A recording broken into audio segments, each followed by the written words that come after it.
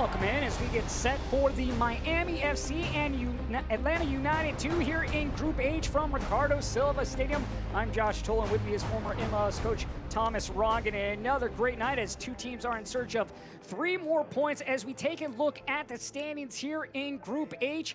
For the Miami FC, they're looking for that first win and those all-important 3 points. And that's why we've seen the coaching change, obviously, to get this team on track. Finally, a draw. Can they get a win and get back in this race? Because they have, obviously, some games in hand. The top 2 teams will move on to the playoffs. And tonight, our player to watch is brought to you by Unánimo Deportes, El Poder del Deporte y la Cultura Latina. And we'll start with Sebastian Velasquez. Yeah, how appropriate. The Colombian international, Sebastian Velasquez, the number 10, manipulates. Fast feet, low center of gravity, buys a little bit of time, it goes far post. Superb finish by the Colombian. Velasquez with that goal against Tampa Bay. He also scored against this Atlanta United team when they first met. He'll look to get back on the score sheet tonight. And then on the other side, Atlanta, Jack Gurr, the outside back, you have to be aware of. Yeah, the 24-year-old from England. There you see a change of direction, change of speed, superb ball, far post that gets finished. 2 assists on the year, which is absolutely brilliant. He epitomizes the modern fullback, like Trent Alexander at Liverpool, as you can see right here on that dead ball situation. Well rehearsed, but anybody on that position with that kind of skill set is going to be important for Atlanta United to get some success. You'll have to know where Gurr is on the pitch. Another important 3 points on the line here in Group H. When we will turn, we will have lineups when we come back.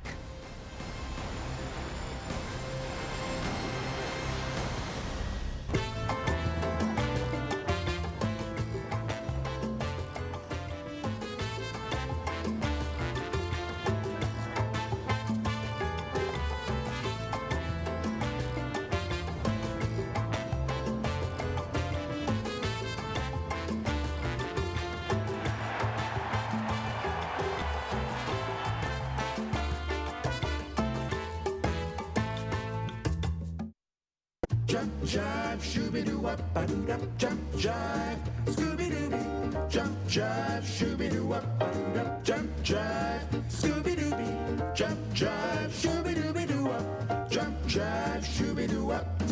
Jump, jive, shooby-doo-wop-ba-doo-dum. Jump, jive, Scooby-Dooby. Jump, jive, shooby-doo-wop-ba-doo-dum. Jump, jive, Scooby-Dooby. Jump, jive, shooby-dooby-doo-wop.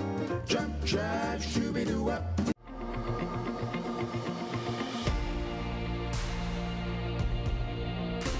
The main objective that we want to do here with the Miami FC is to have what we do in the first team intertwined with everything that we do in the academy. Here in the Miami FC Academy, we have U8 to U19 age levels. We have very talented and very skilled coaches who tailor their training sessions specifically for their ages. A unique aspect that this club provides for all those that are involved is that we're going to have first-team coaches come down, help out with the coaching education, help out with the training sessions, and we're going to have first-team players come out, be part of the academy, be part of the training session. The most important thing that we have in this academy and in this club is family. Family comes first. We want to build a close-knit, family-based soccer club for the community and for all those that are involved. Welcome back as we get set for the Miami FC and Atlanta United 2. Tonight's starting lineups brought to you by Helbez Unlimited Rides for $29.99 as we take a look at the Miami FC and what they're going to roll out here for their starting 11 and Paul Dalglish in his second game as head coach for the Miami FC. Yeah, not too many changes from the team that obviously tied in that first game, as you said, for Dalglish coming back. Revisited, so to speak, because he's coached this team for many years. Harrison Heath in midfield, the spine is absolutely good. Romario Williams needs to get in track, the number 9 for this team. Velasquez, obviously, with 2 goals on the year. Gamiro getting his second straight start for the Miami FC. We'll see how he goes up against this Atlanta United 2 team. Bringing it out for his starting 11 is Tony Anon, as he'll bring out this formation in a 4-3-3. Yeah, and we talked about Gurr, the right fullback, the 24-year-old from England that's so good in going forward. That should be a great matchup in midfield, or when he gets into midfield with Harrison Heath. Obviously Riley in midfield pulling the strings as well. Lundgaard in goal.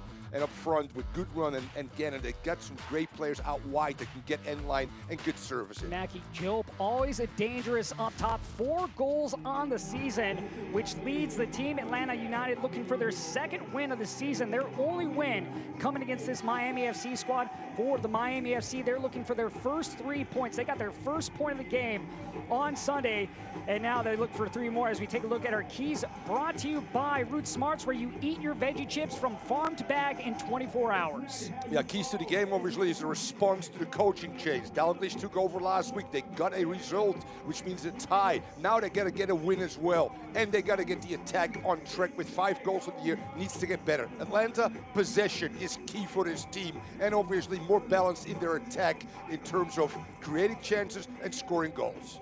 Another great game coming your way. 3 more points are on the line as we are underway. Atlanta United in the white kits, the Miami FC in the blue and orange.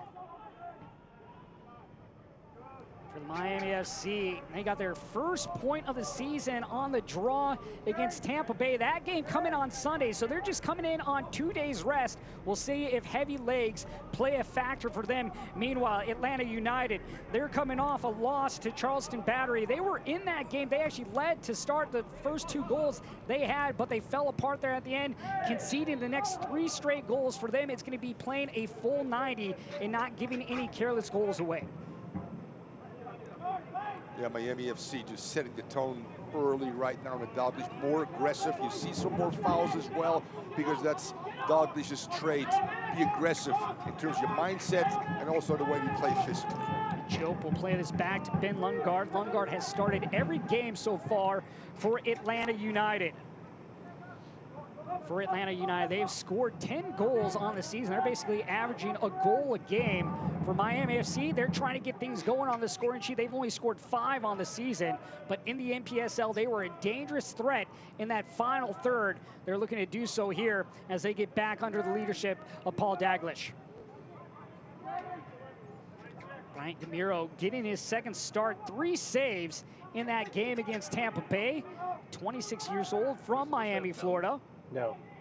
And that was a key, Josh, that was a key I think he's just trying to figure out which CCU was controlling change for Dalglish to get with the 3rd goalkeeper this year and getting that result and saying, you're my #1 guy right now. You can see again in coaching changes, there will be new players that will get opportunities. And as you said, Gamero took his opportunity well with 3 saves and to provide him with a tie against a very good Rowdies team that is leading this group. Talked about how Gamero exudes confidence, is a good shot stopper.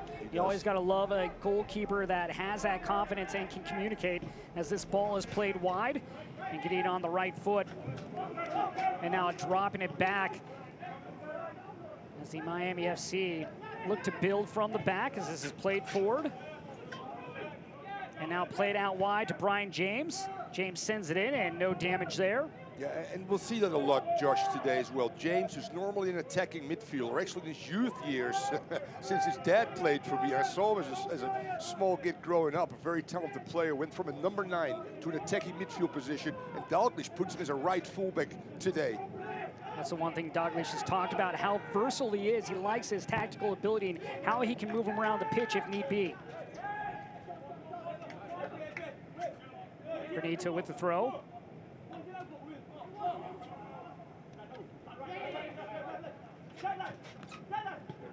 Benito plays it up. Velasquez plays it wide into the channel.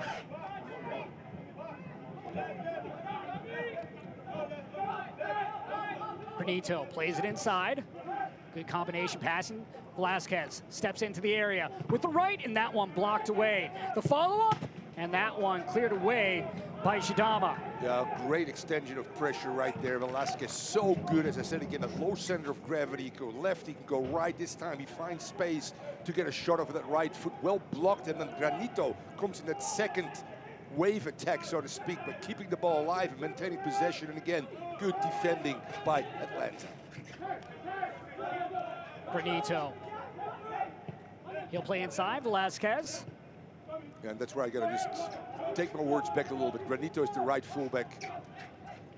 And James playing in his natural position as a forward. It scared me a little bit, Josh, there early on, because I thought he was going to start as a right fullback. And he would probably make a great attacking right fullback, but he doesn't have the skill set to be a defensive force. So he'll play high up on that right side for Miami. Ball threaded through, opportunity here for Miami FC. Trying to play that back, but good job by Atlanta United. Coming back to help, Ephraim Morales, and this is played out wide. Yeah, good run by Prince. I'm going to call it Prince for this game, since it was on the website of the Miami FC. Great run there. Shows you again they got pace. They can take you off the dribble. They can get behind you as well. Important for Atlanta, as I said again, to maintain possession. Velasquez charging forward, has James to his center. Lines it up, and he'll just play this short. Heath trying to turn away, and there's going to be a foul, and that's going to go against Will Riley. Yeah, Harrison Heath is the heart and soul of this team. Plays centrally with my favorite number, by the way, number 6. To play from deep positions, but also can help you in the attack. And as you can see right there, great communicator. James plays it down the line. Velasquez going at Jope. Velasquez to his left, will lay it off. James sends it in.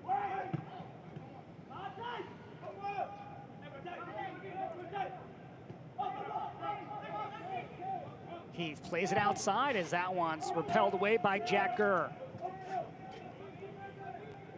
Jope stumbles over, wanted to call, he's not going to get it as Ndam will play it over. Roseboom comes now to Granito.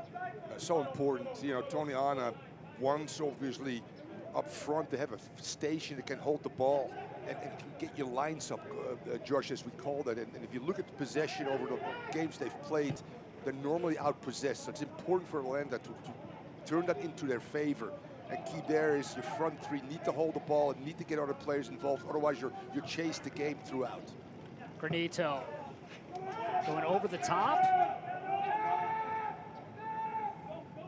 Turning away is Wiley. Yeah, very interesting that Velasquez plays now in that little bit underneath that right zone. He's finding pockets in there to pick up the ball.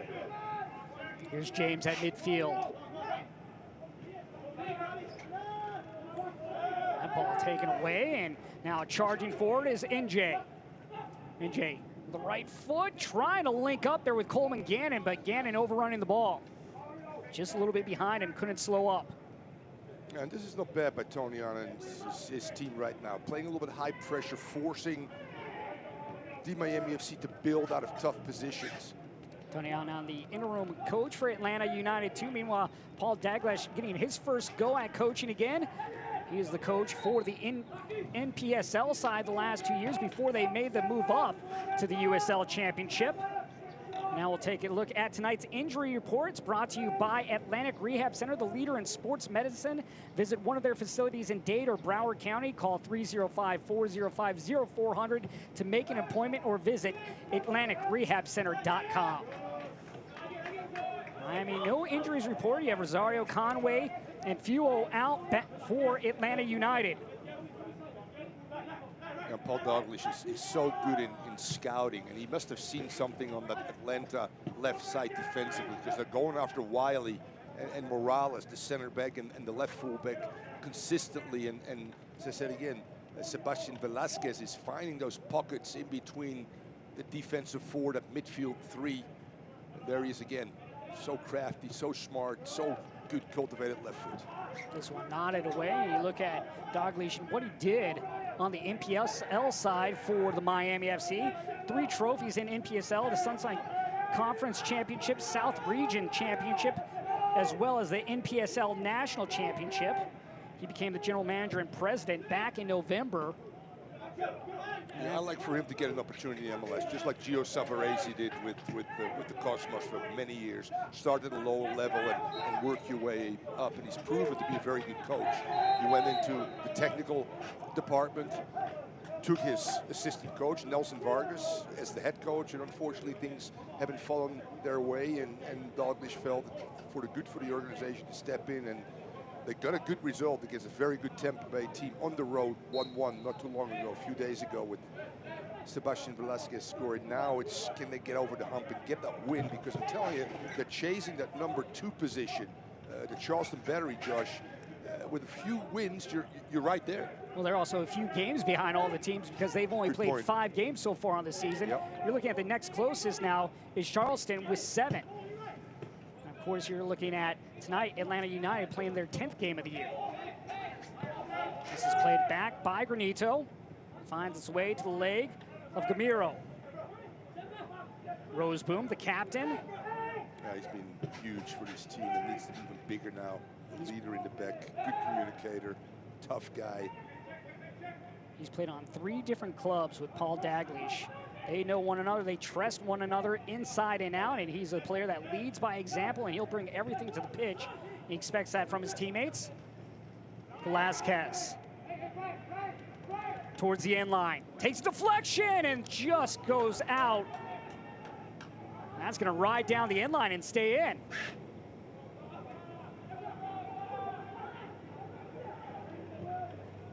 Miami with good build-up. Ba. Tripped over there with Saidi, or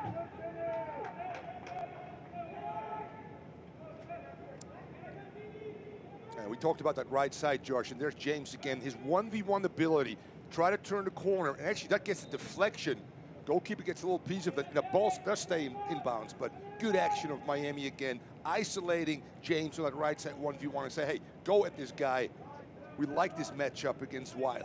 Our replay is brought to you by Unanimo Deportes Radio at 990 AM. Your home for the latest news in South Florida sports. You're fluent, si senor, Josh. Trying to get better, Harry. Trying to get better. Gracias, sí. Vamos, dale. Vamos a ganar. That's all my Spanish. Roseboom will play it out wide. Velasquez trying to go at the 15-year-old Wiley, the youngest player in Atlanta United's organization. Square ball, and that one's going to be just off, and Miami saying corner kick. Yeah, what a good sequence again. You talked about that trust, that leadership that Roseboom gives you. Obviously, he can play a ball over distance. He finds James out wide again, which is great, Josh, a 15-year-old. So they like those matchups. From a physical standpoint right now, James is all over this kid that's still developing, obviously. Second line runner, good shot, even better defending again by Atlanta. Corner kicks presented by Dami País. Visit www.damipaís. Dami País lo nuestro sabor.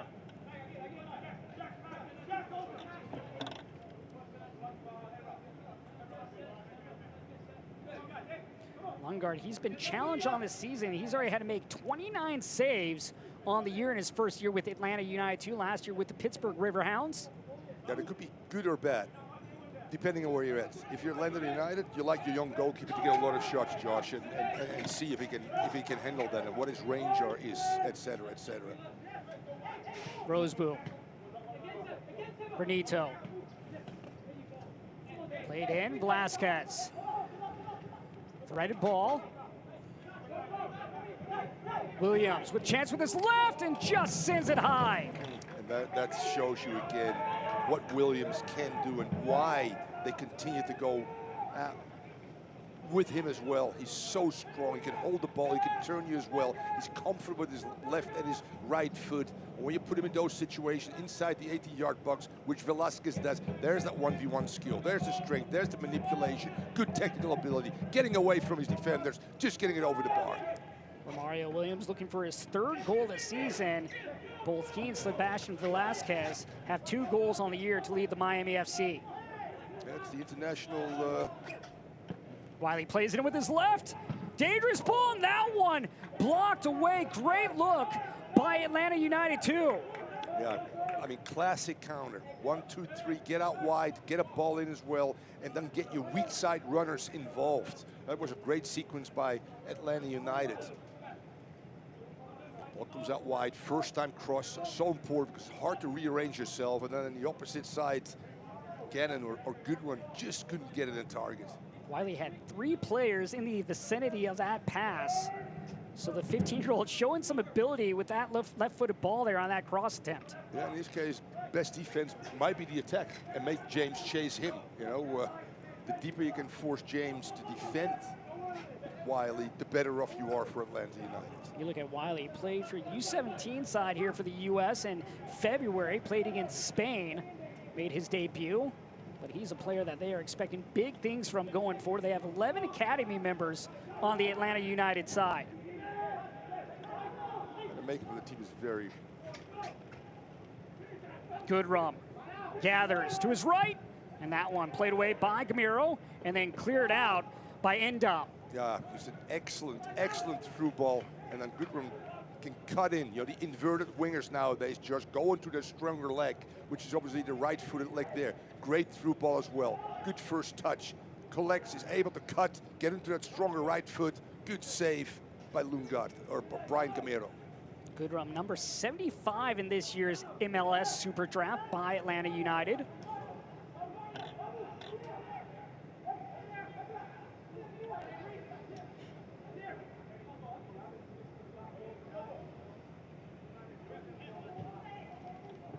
That one cleared away. Othello Ba going up for the Miami FC to get that ball. Othello Ba has settled in quite nicely at that left back position in his second year with the club. Of course, this being the first year, though, in the USL Championship side.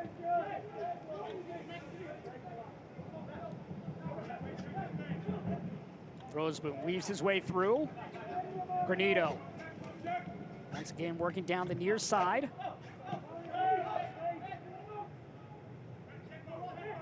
You don't want to become too predictable for Miami, so to speak. So you want to switch the point of attack. You want to find Prince on the other side, or Ba when he makes that overlapping run. Now you can see Paul Dalglish.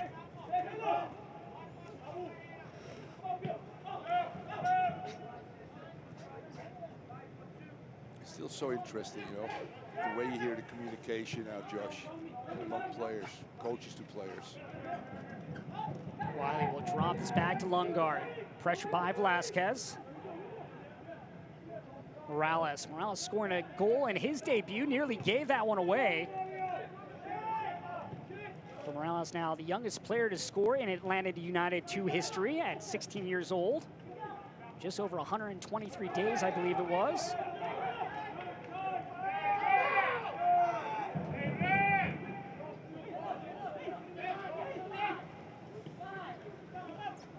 Morales really asserted himself there defensively for Atlanta. Job plays it inside, but no one there. Always have to be aware of where Mackie Job is on the field. If you're the Miami FC, he had a brace the last time these two teams met one another. That one back in late January.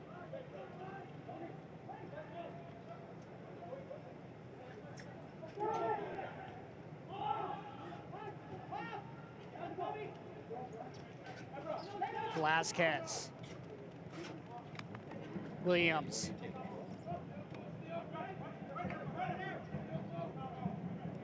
Goes towards the touchline. James at the end line.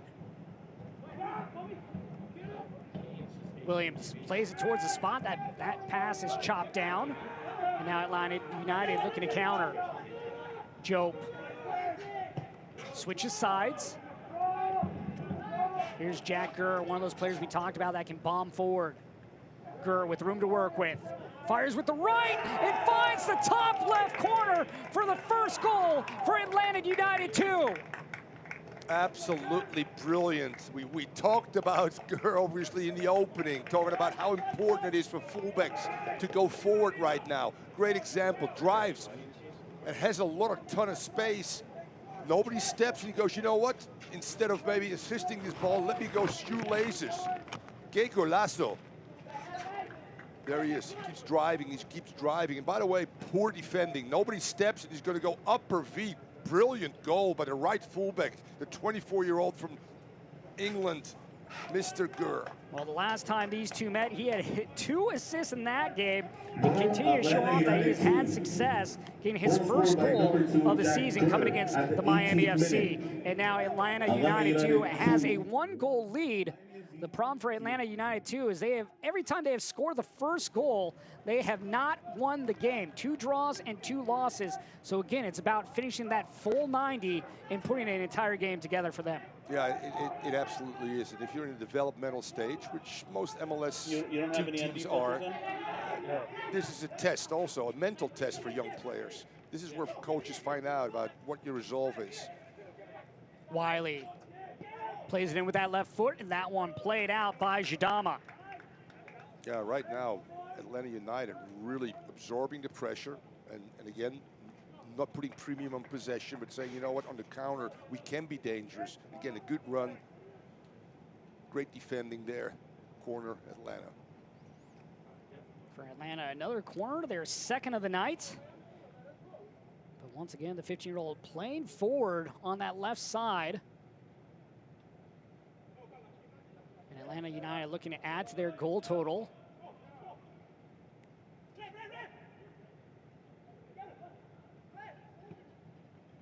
Far post. Ball still loose.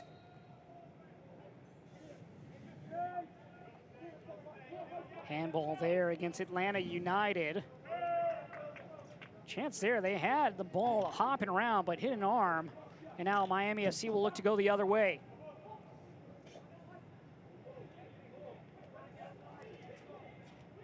Miami FC looking for those first 3 points. Their only point coming in a draw on Sunday. Again, with the coaching change, maybe that will give them a little bit more motivation. But they're still trying to find their rhythm here as Roseboom pushes up the field. Bezecourt, he'll drop it back. Yeah, you'd like to get the French player, Bezecourt, more involved, quite frankly. Sebastian Velasquez be very active. Can you get the other key Roseboom strategist in midfield more involved? Here's Brian James. James lines it up, diagonal pass. Played up in the air by Williams. Chested down by Jope. Jope plays it out wide. That one hit off Ba. And now Gurr will come up for the throw, as leaving it behind will be Cole Gannon. There's the goal scorer, Jack Gurr. Jack Gurr out of Newcastle, England. Wiley. Yeah, the trend you see now in the academies of a lot of MLS teams, a lot of international players, not necessarily 16, 17, 18-year-olds, but guys that are in their 20s already. Collision in the box, and this is going to be a penalty kick, as it looks like that's going to go against Endom. And that's the correct call. Endom is not playing the ball at all. Gets coaxed into that 50-50 inside the 18-yard box. Draws that foul. And that allows Atlanta to step up and maybe 2-0. Good ball again by Gunn. So good. Plays the ball in the box, and that's just a reckless tackle.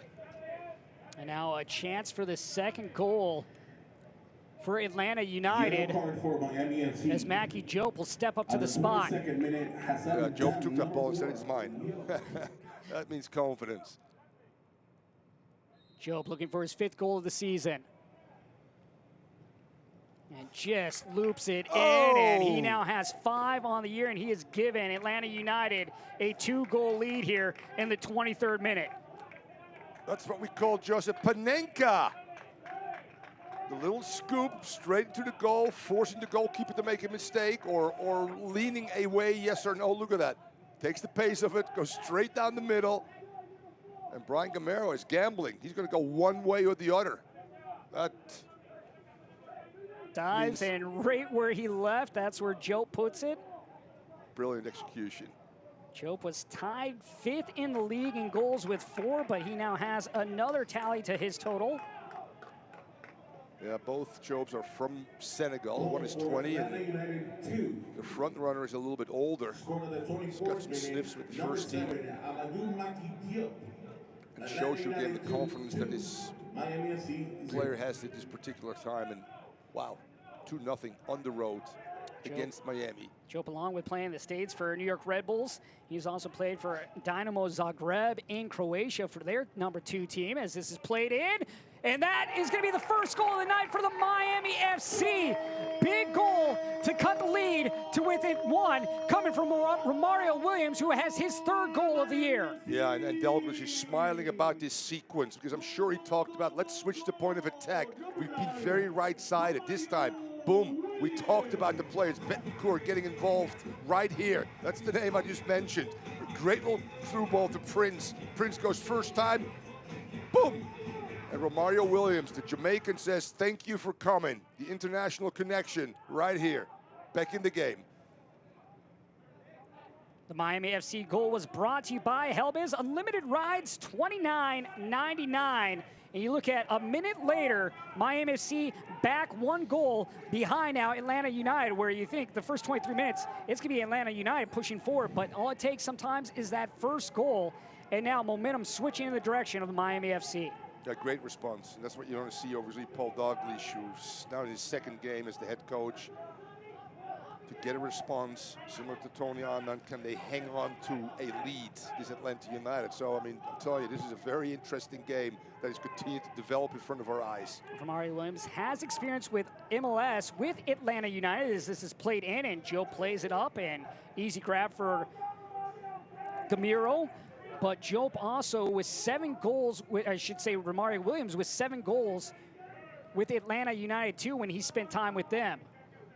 So a little revenge against his old club there. Absolutely. There are these external motivators. But as a coach, you can't push those buttons, but this is one of those buttons. Okay, you let me go, let me show you. This one played out wide, kept in. Now last touch by Wiley, throw here for the Miami FC. These 2 teams will play each other 2 more times. They will head up to Atlanta in September, and they will finish off the season right back here at Ricardo Silva Stadium.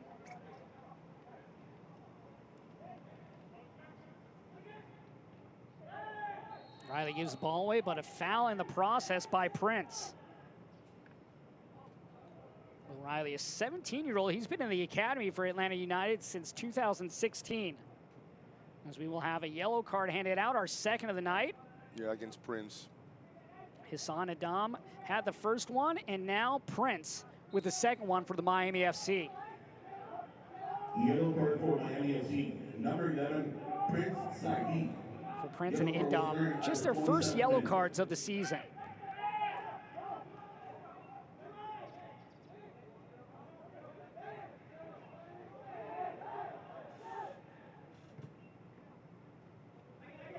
Careless pass there by Lungard just to give it right back to the Miami FC. Had time to pick out where he wanted to go and, well, found the touchline.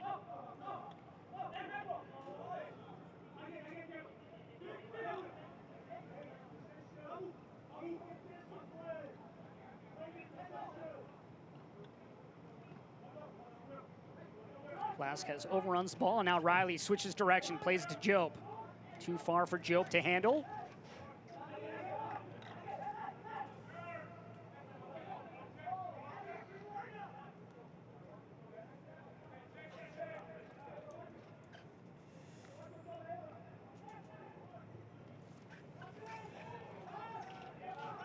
Williams just outside the box.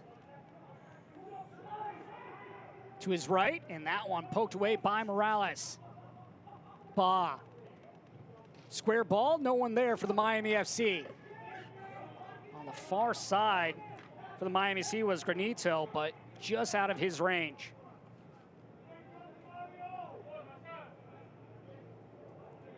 For Atlanta United too, this is their 2nd game of a 4-game road trip. They will be at Tampa Bay on Saturday, so quick turnaround for them as well. Meanwhile, for the Miami FC, they will play on Sunday as they will host Charlotte. Charlotte, of course, coming out of Group G, so one of those rare non-group games coming for the Miami FC on Sunday. Heath, always good with the ball at his feet, plays it forward.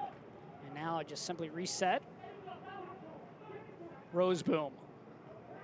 Heath. Now Miami FC just building with patience. Things that Paul Daglish talked about on our conference call, how the team was excited to move up to the USL. Felt that they were ready last year, and then they got the go-ahead this season. Mentally, he said this is the move they wanted to make. Right now, with just 5 games under their belt, building momentum here as Velasquez gets it at the top of the area. And too much weight on that pass as he tried to scoop it forward. Yeah, some sustained pressure here by the Miami FC right now, trying to, again, get back in this game. Good response after going down 2-0. Great goal by Williams, trying to force before halftime that second goal to get themselves in a position in the second half to win this game. And now we're starting to see the Miami FC we talked about earlier, how they're working up the right flank, but now switching sides and working down the left side. Job in the circle. Yeah, ball circulation, Josh, and switching the point of attack is important. You stretch it back 4, you unbalance teams as well that way. Good ball circulation with high speed is a killer. Williams just out of his range as it's played away.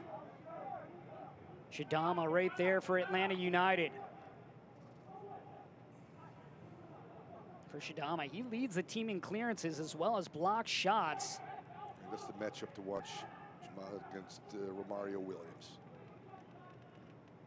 Bezecourt, and that one takes a deflection off Lundgaard and just narrowly goes wide of the frame. Yeah, I mean, it's just unbelievable. You got 2 lefties on the same team, Velasquez and Bezecourt right here. Bezecourt drives now and gets a great strike from distance, but even better save by Lundgaard. Outstretched, strong arms, strong wrists, just parries that around the post.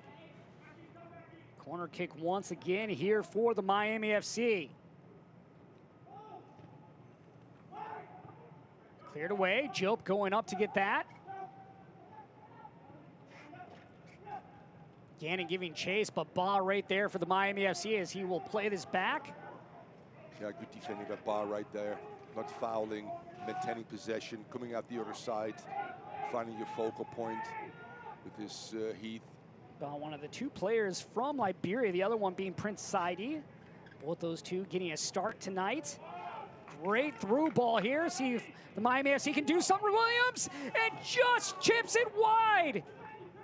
Wow, unbelievable. We get the same combination play. Bezecourt slips again. Prince Saidi and goes first time to Williams, who has an open net and just can't find the target.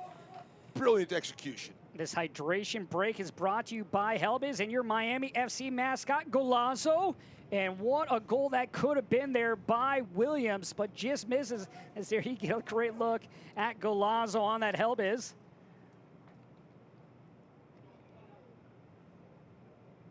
Get a little water splashed on you. You gotta love that when you're right near the ocean like we are as Golazo. This, by the way, a over. great opportunity just for coaches to make small little adjustments right now. And now we'll take a look at the team of the week from week 8.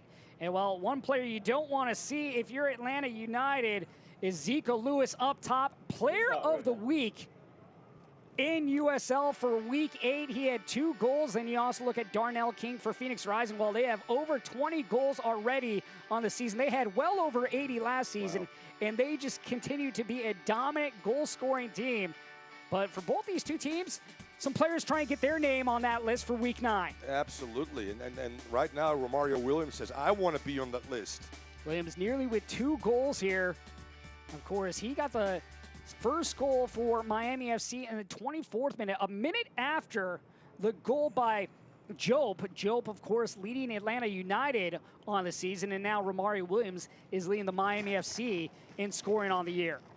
And again, these are great opportunities for coaches, and especially for Dalglish, just been with his team probably about 10 days right now, to make adjustments within your 11, to look at matchups. And there you can see Dalglish. Everybody's in tune right now. He's talking about probably being more balanced in our attack, finding obviously the matchup that suits us, which right now is Prince Saidi on the left side, and continue for Williams to make those runs in the box, but tighten up defensively and be smarter inside the 80-yard box, not giving away attacks. You look at Tony Annan right now. Tony is again saying we cannot absorb pressure throughout this game. We need to relieve them through some pressure. We've shown that we can, on the counter, have some success. What a goal by Gurr, by the way. Drives upfield, unleashes shoelaces, gets his team to 2-0. You get the response. This has been one hell of a game, by the way. Great chances, good goalkeeping, and 3 great goals. You talk about possession right now. The Miami FC, 66% of the ball possession. You can really see how they started to control it earlier. Then Atlanta United took it for a little bit, but since really the 24th minute, it's been all the Miami FC producing in that final third. Yeah, absolutely.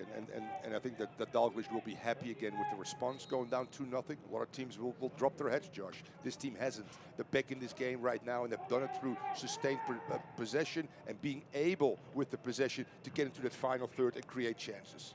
You got older players, especially on the Miami FC, players like Lance Roseboom, who's 31 years old, Sebastian Velasquez, who's 29 years old, Miguel Gonzalez, who's not with the team right now, and you get some other players there as well. Plenty of veteran experience out there for the Miami FC.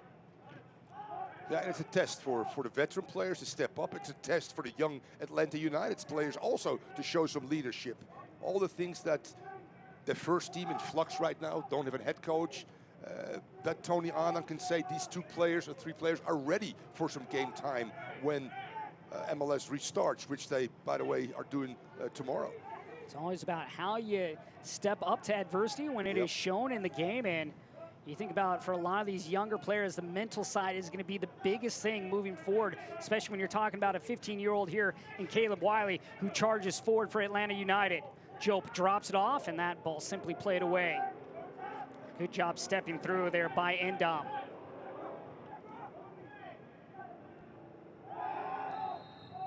Yeah, that's a reckless tackle.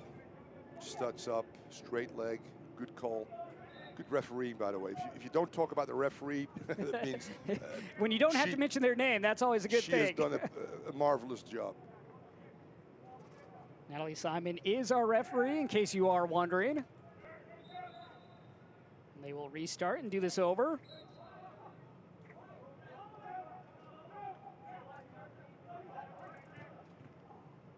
Jope looking for Gannon, but too much weight on that pass. It's going to roll out on the far touchline. Yeah, and give Miami some credit. That's what Dalglish probably talked about. We could press a little bit earlier. We could start pressing in that middle third and force mistakes and then allow us to springboard our own attack. And that was one of the things he talked about in our coach's call this week, is he wanted to press higher, as he is now taking over, this being his 2nd game, but obviously familiar to the Miami FC. And that's that fine balance you talked about. They played on Sunday, so they traveled. You know, you talk about St. Petersburg, Tampa to here. It's not too far, but I've done that. You go straight after a game, you get in the bus, you get out of the bus after 3 hours, you can barely walk, Josh, because you're sore. Normally you do ice bath. Normally you stay over in that particular area in a hotel. You get your massages as well. So a lot of games in a short amount of time. That's what Dalglish is also talking about. I know I have to rotate. I was able to rest a few players late in that game against Tampa, but sooner or later, are younger legs more important than the older legs? Velasquez. He's so good. Gets around one defender, takes a deflection. Miami FC wanted a handball, not going to get it. Yeah, and that's very forcefully. As a team, you went there. The referee says no. The linesman has a good look as well, so I assume that they made the correct call. Now we'll have a throw, and we'll try to take a look at that.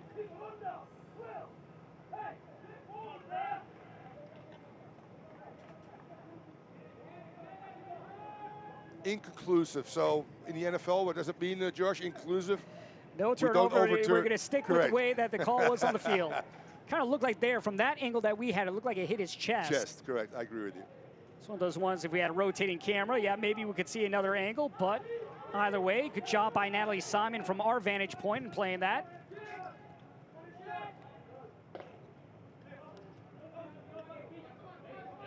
Miami FC still continue to be a difference maker right now in the final third.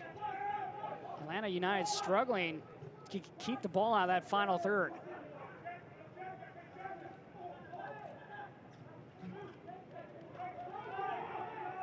Job slides it over to Wiley. Velasquez takes the ball away. Velasquez drops it off for Heath. And then Heath gives it away to Atlanta United, but played right back, and here's Brian James, the youngster. And that's the key again. If you can win that second ball, we call that, Josh, and continue your possession and the attack going, that's fine. Atlanta right now, although they're up 2-1, you cannot play for 90 minutes in a low-pressure situation against a very good Miami team that has 2 or 3 individuals that can break you down off the dribble, Vasquez being one of them. There will be more opportunities and chances for this Miami team. This one played down the line. AFC just pushing forward. Jadama, well done. Steps there, is hard. Doesn't allow James to turn. They got 3 or 4 players that can really hurt you off the dribble. Good battle tonight between Velasquez and Job, and whistle will be awarded here to Velasquez as they exchange words. Yeah, a 20-year-old Senegalese player playing against a wily veteran in Vasquez, trying to get under his 9 skin. years difference there. It's all a test for these young players. And how do they respond? Nothing worthy of a yellow card on that. We have had 2 yellow cards handed out, both going to the Miami FC, though. But a good stern talking as well. I like referees like that. Okay, I'll let this one go, but the next time, the yellow card comes out. Fair enough. That's all you want from a referee. Honesty. And communication is always huge. Yep, it certainly is, Josh. Roseboom at midfield.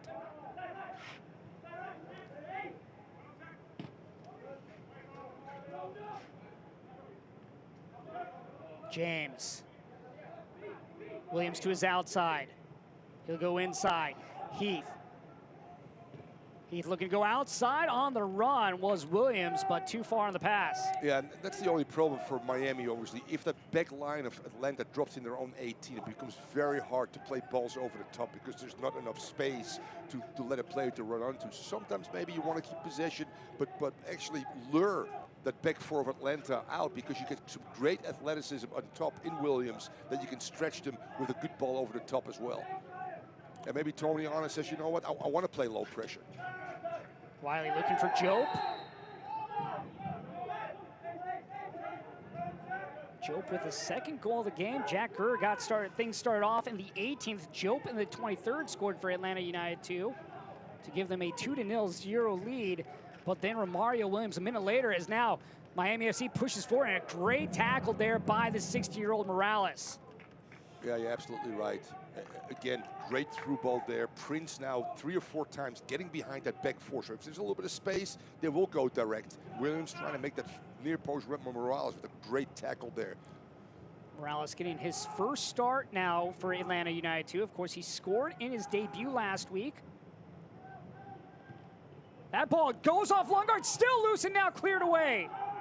Heath, James lines it up, chips it in. Wow, brilliant. Again, Sebastian Velasquez is showing his skill set throughout this game, regardless where he's on the field. This time again, driving in the 80-yard box, being able to get end line.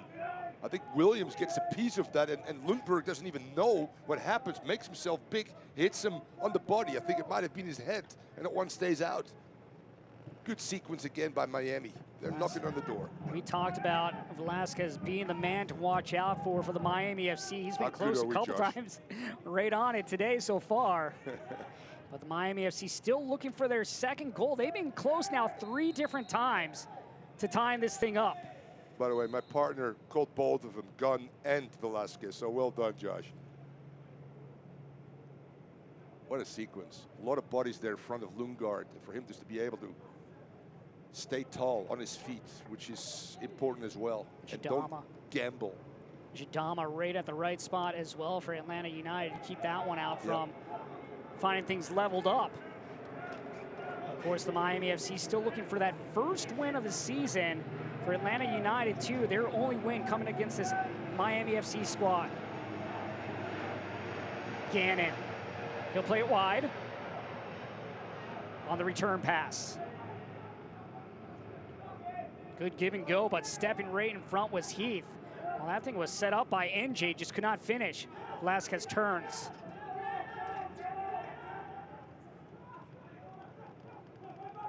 Velasquez out wide. Play back and just too far for Romario Williams. We've seen that now, I think, 3 different times with Prince trying to slide that through to Williams. One time successful. Absolutely, and the architect again is Velasquez. Here he gets the step again. Nice little through ball, staying on sides, and just cannot connect with Williams, that this time is going far post. Gets his first goal, making a hard run near post, now fades towards that far post as well, giving that center-back duo different looks. But we've gone from a right-sided to a left-sided kind of attack now, and Dalglish is certainly happy with the balance in the final third. Wiley, Jope on the return pass. That one just over and on.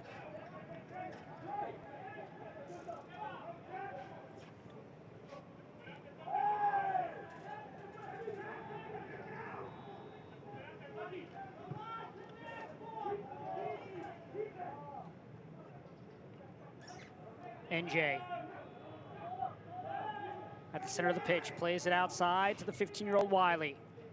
As you can see, slowing things down right now. Let's get into halftime at 2-1. That's a young, mature team, so to speak.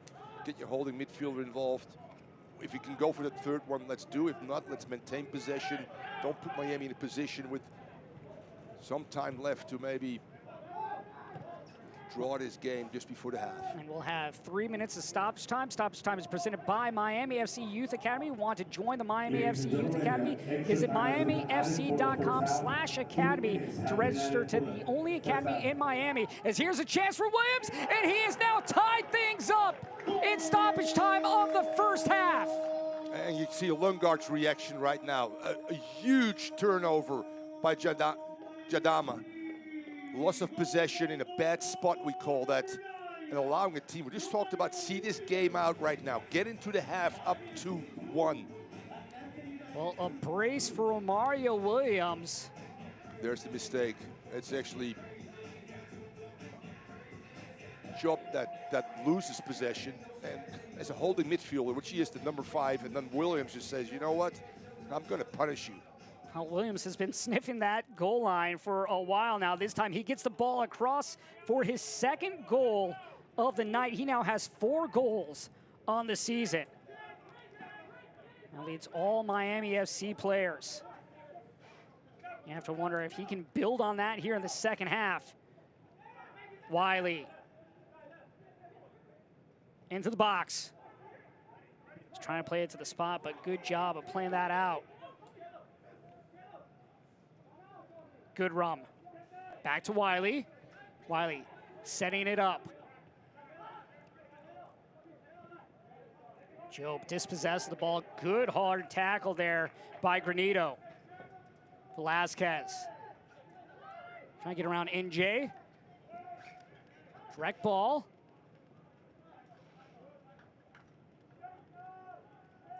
And this is one entertaining game. With some great goals. You wondered a little bit if the Miami FC would go into half trailing by 1, even with the chances that they had, but capitalizing late here in stoppage time to give them the second goal. Again, you're seeing a different team here these last 2 games for the Miami FC, and things started on Sunday. And now they look for that first win, but they'll have to find that third goal. Granito plays it through, dummy ball, right back to Velasquez. Prince plays it in, and corner coming as that hits off the backside of Gurr.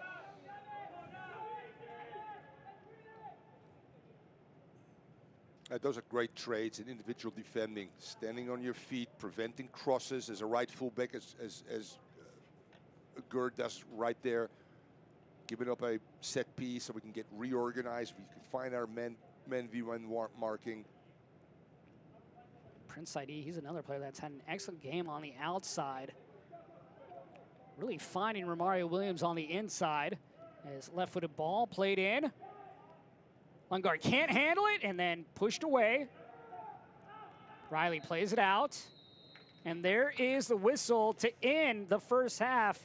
Thomas, your thoughts on the first 45? A very entertaining game with 2 teams that going after each other 4 goals, all of them brilliant, even the penalty. Evenly played game in terms of goals, but Atlanta United needs to maintain some possession, and I'm telling you, keep feeding Williams in that 18-yard box. That will be good for the Miami FC. Romario Williams with a brace here in the first half to knot things up in stoppage time, giving the Miami FC a chance here in the second half to get that first goal and try to get those important 3 points as they look for a victory tonight against Atlanta United team, who you know they're going to go into half, they're going to regroup, they're going to come out, and they're going to have to challenge this Miami FC squad. They're going to have to possess the ball in the second half. Of course, when we return, we'll have plenty of action and highlights for you up next right here on ESPN+.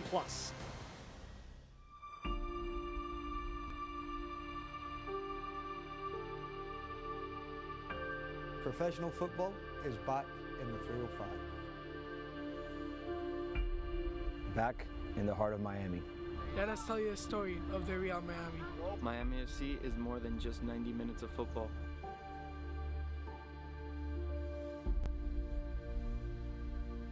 We are Football Fridays. A festival of football. For all the family. A platform for artists, musicians, and creatives. We are proud of this great city. Its loyalty, its positivity, and unity. We are family. The academy is the club. The club is our academy. I walk these streets. I wear these cleats. We get to live your dreams. And we represent you. Let us make you proud. Your community. Your club.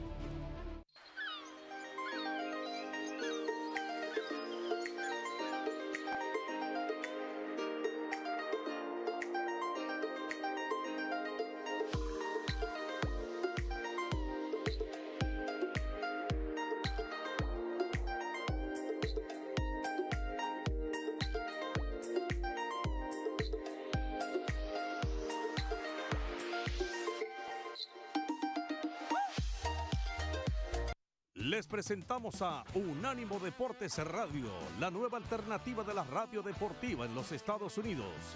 Un grupo selecto de profesionales con vasta experiencia y con el conocimiento de los deportes que a usted le interesa. Los invitamos a que vayan a escuchar Unánimo Deportes Radio en nuestras afiliadas y TuneIn. Somos Unánimo Deportes Radio. Unánimodeportes.com. Welcome back. We are at half between the Miami FC and Atlanta United 2. Now let's take a look back at some of the highlights from a couple games this past week. In Week 8 of USL action, we'll start out with Charlotte Independence and Memphis 901. Beautiful ball played in, and here's Minsky, gets his left foot on it, puts it in the back right corner, giving Memphis 901 the early 1-0 lead. Great confidence going forward for Memphis 901, but Charlotte would come back. Here Joel Johnson sends it in, and then who else? Dane Kelly gets his right foot on it, his 81st goal in USL. That is the most of any player, but Charlotte would not be done here in the 69th minute. Ball played in by Luke Hackinson in his left foot, and that would give the Independents the 3-2 lead. They now have 9 points and sit in the second spot in Group G. That wasn't the only game of the weekend, though. Still plenty of action as we take a look now at Hartford Athletic and New York Red Bulls 2. Hartford and New York in Group F as you get this ball sent in, and that one headed down by Hugh Alexander Dixon, elevating to get on top of that and then sliding it in the right corner, and Hartford would continue. This ball sent in, and it would be loose, and then Sam Strong with the easy poke in to get Hartford their second goal. Simple ball by Sam Strong right there. New York would come back late in the 74th minute, but it would not be enough as they would fall 2-1 to Hartford, as Hartford improves to 5 wins on this season, and they are rated there in Group F, giving a run, trying to make the playoffs. But we still have plenty more action here between the Miami FC and Atlanta United. We'll have highlights and stats when we return.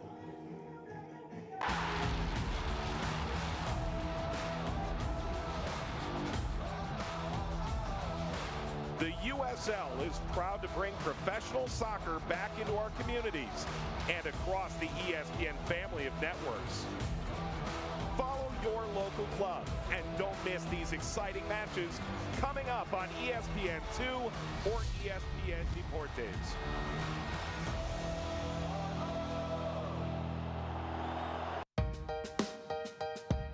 Dr. Champus, the U.S. Soccer has recently instituted the Play On campaign. Try and explain what this looks like in the grassroots communities around the country all the way to the professional level. Yeah, Mike, I think it starts first and foremost with each of our stakeholders, whether you're a club, a coach, a parent, a player. It starts with setting a tone. It starts with setting a culture and really setting realistic expectations, understanding that COVID is a virus is going to be with us for an unknown amount of time. The guidelines are very basic and fundamental. What Play On has really created is a single voice and something that all of us can point to as a safe and responsible way that our kids can develop, continue to play the sport, can come together in a very responsible way under the guidance of local, state, and national guidelines that really can be one that highlights our sport across the country and in the world. And Play On has demonstrated, I think, over the last 2 months, a very consistent message, and that hasn't changed. Dr. George Champus, Chief Medical Officer for U.S. Soccer, thank you for not only your time now, but also the work you and healthcare heroes around the country have done over the past months.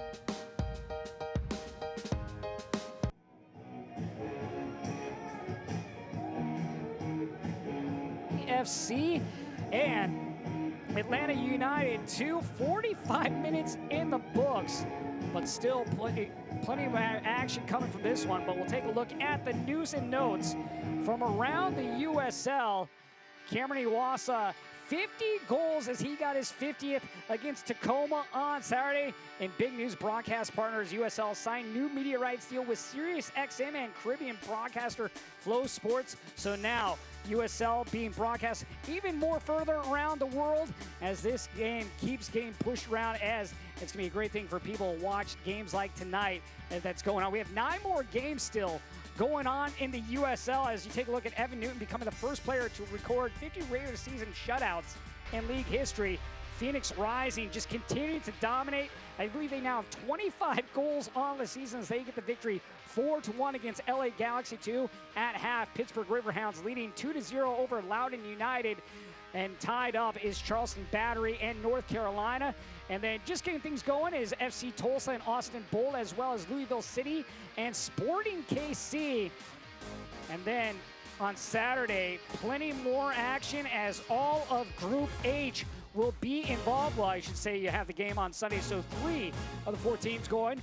But Pittsburgh Riverhounds in St. Louis, and then Birmingham Legion and Memphis 901. Tampa Bay welcoming in this Atlanta United crowd. San Diego Loyal looking for another win as they host Reno 1868. And then a big one against Las Vegas Lights and Phoenix Rising, that one of the late ones. And then Sacramento Republic and Portland Timbers closing things out at 11 Eastern. So the late games are ones to also take a look at. But right now, 2-2 is our score here between the Miami FC and Atlanta United 2. 45 minutes in the books. When we return, we'll show you how we got to that 2-2 score. We'll be right back.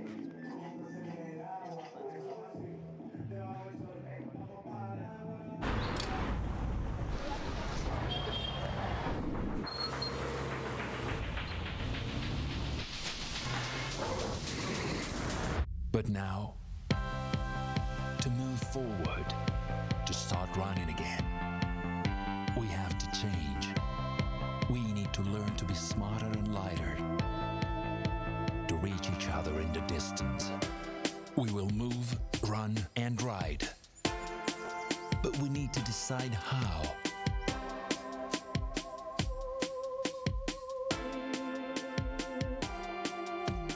Because our choices can change everything.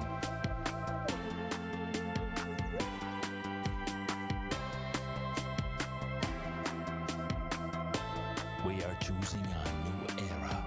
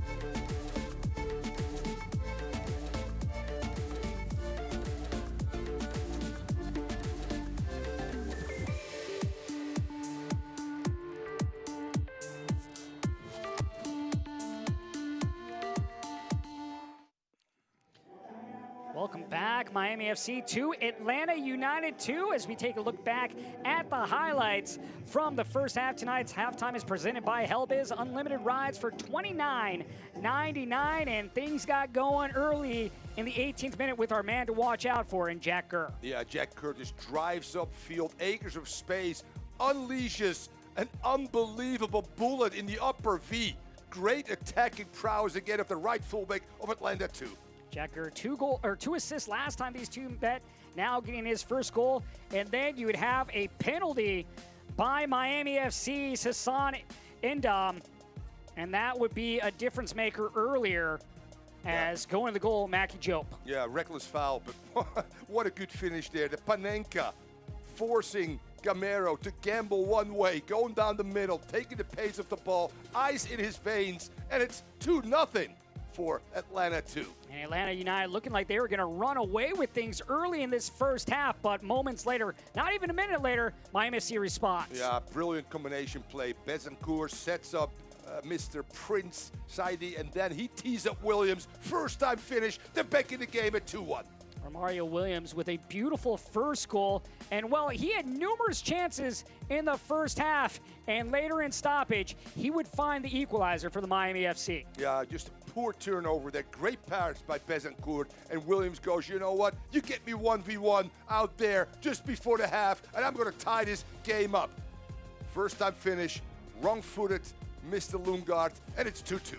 From Mario Williams now with 4 goals on the season. As we take a look at the first half stats, one of the things that stands out, that possession, 59% to just 41% for Atlanta United. Yeah, but at the end of the day, you also look at shots on target. There's only one more at the Miami side. In saying that, they've been the aggressor, they've been the better team, they've created more chances, quite frankly. This one is not over, Josh, at 2-2.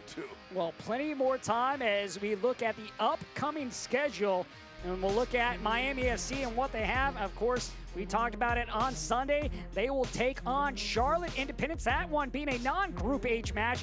And then they will head off to Charleston Battery and then Tampa Bay Rowdies. So you have plenty of Group H action there for the Miami FC. And then, of course, September 12th, these two teams back at it as they will move to Atlanta to take on one another. You get both teams, it's huge. You get 3 points here. You look at Charleston Battery twice in less than 2 weeks. That's the team you're chasing in second position. All to play for the Miami FC. And for Atlanta United, this is what their upcoming schedule looks. Quick turnaround as they will play on Saturday. They will go up to Tampa to take on the Rowdies. Then they will head off to place Philadelphia Union. Again, that one not a Group H match. And then they will play this Miami FC squad, Tampa Bay Rowdies, and then the New York Red Bulls 2 at home on September 23rd. Yeah, that road is tougher for Atlanta United, particularly because Tampa Bay Rowdies twice and the Miami FC as well within group play, and the Rowdies being obviously right now the king of the heap, so to speak, in first place. And 45 minutes in the books.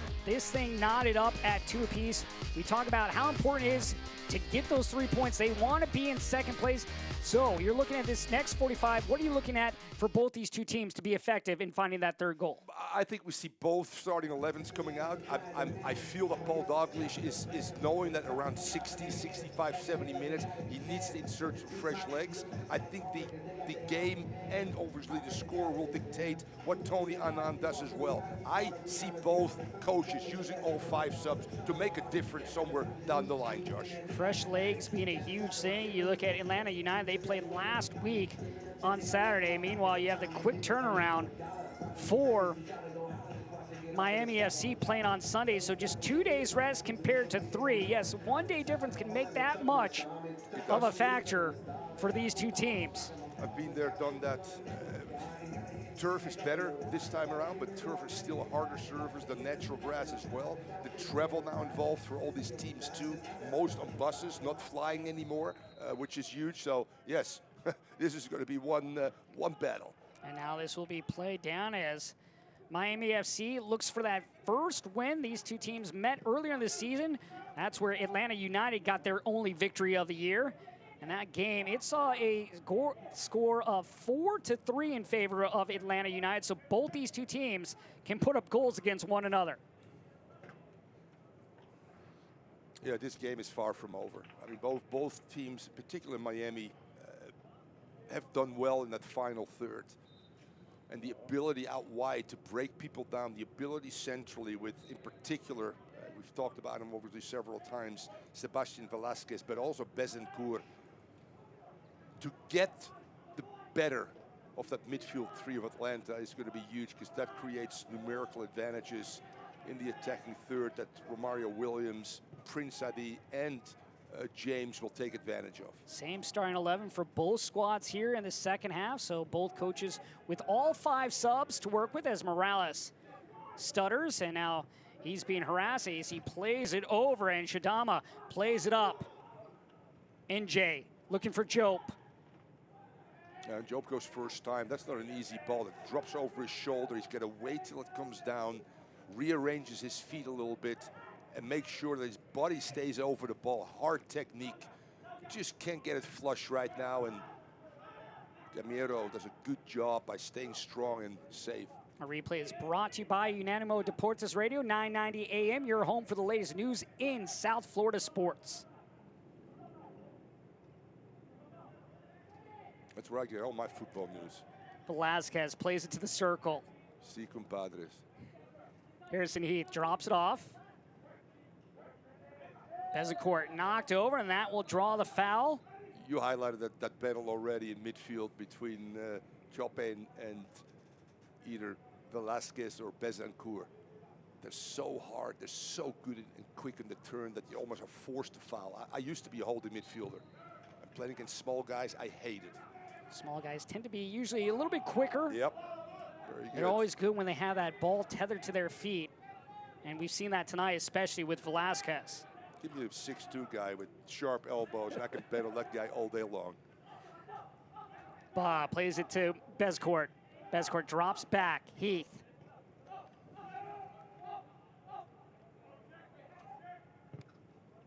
And plays it up.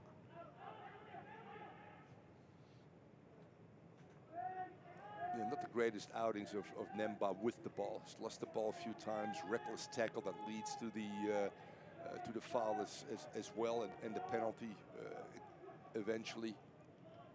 And Griffith has been the partner of Roseboom in most games, so a little surprising that we've seen that change.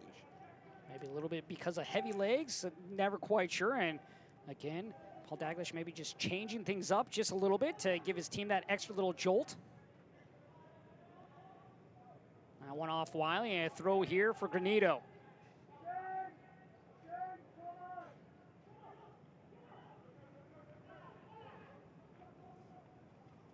Velasquez. Williams trying to work the 1-2 combo, but just cannot finish it back to Velasquez. Yeah, Williams is just such a strong station that you can play through. Romario Williams with a brace tonight for the Miami FC.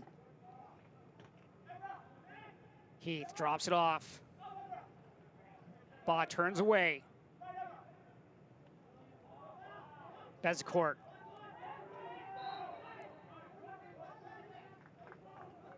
Now we'll have a free kick for the Miami FC in a dangerous spot here, just a couple yards outside of the box. Yeah, Riley is saying, hey, that wasn't a foul, but that was a good call again by the referee. Natalie Simon, our referee this evening, if you're just joining us. And these gives the big bodies of the Miami FC an opportunity to go forward. The Frenchman, Bezencourt, will line up with that left foot. And his targets will be Endam, Roseboom, the big boys. Back post. Good delivery there, but just unable to finish at the end. Yeah, and that was the target I talked about. Endam coming forward from his center back position.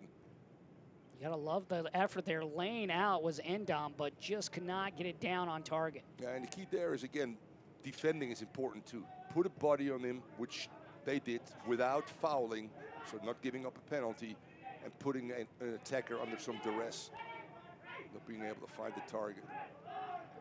Gannon plays this back. Morales. Well, it's a youth on Atlanta United too. Where you look at the Miami FC, very much an older team. Atlanta United 2 averaging about 22 years old.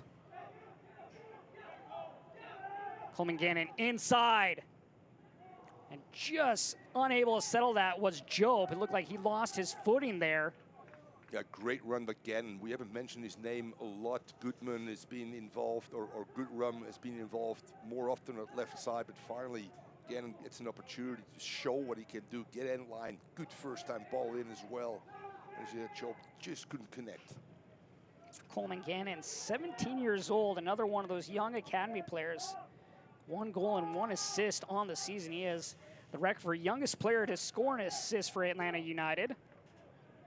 Yeah, I've been there, done that. That was the academy director for Toronto FC for 2 years. And building at the end to get players into the first team, be it 1 or 2 each and every year. If you do that, you're hitting home runs, quite frankly.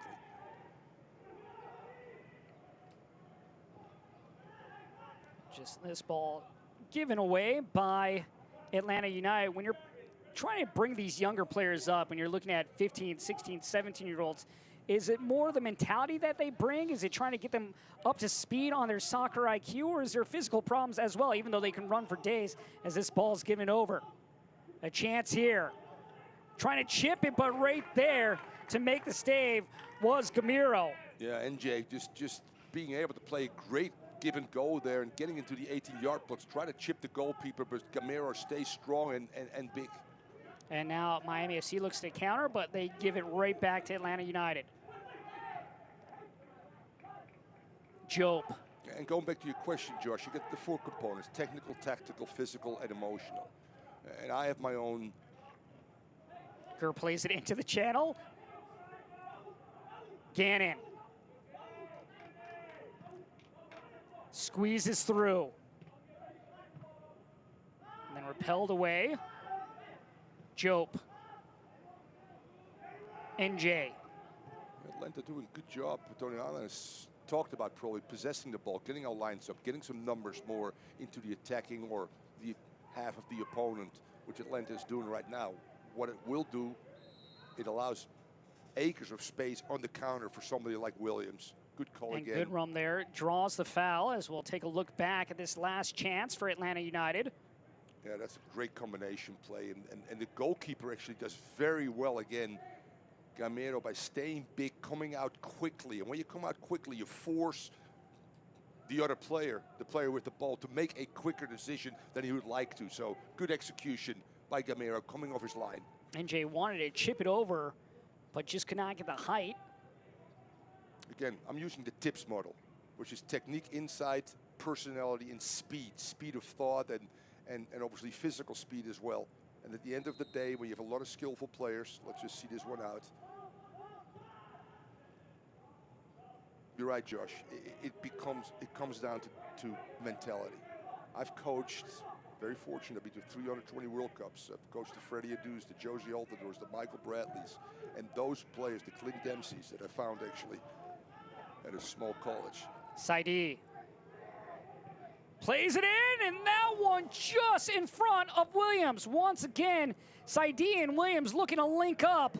Just could not finish in the 6. Great build-up here by Miami FC, just nothing resulting in the way of a goal. Yeah, the Prince Said through ball is on. The Williams this time makes this hard run near post, just cannot connect. But we talked about the sustained possession by Atlanta, opening things up, obviously, for the Miami FC to get in the counter and get behind that back four, which they did well. Now Romario Williams, the player, is slow to get up for the Miami FC, and he has had a wonderful first half, and that continues here into the first 10 minutes of the second half as he nearly had his 3rd goal right there. And I had players that were better than Josie Altidore, better than Clint Dempsey, better than Michael Bradley at age 16, 17, and 18. But at the end of the day, I call it they got it. And that's what I mean, between the ears. The mental side is the Yes. biggest part, and you hear it through all sports. We have a tremendous amount of talented soccer players in this country. And Romario Williams back down on the pitch. He's stealing right now. I'm fine, stay away. You're just hoping this is nothing more than a cramp coming out of half, another hot, humid night. For Romario Williams, 2 goals on the evening, 4 on the season. You know, he wants to stay in because he's been sniffing that third one here early in the second half. Yeah, and it's stretching the groin right now. Take a look back, see if we can see where that injury happened on the last chance at goal.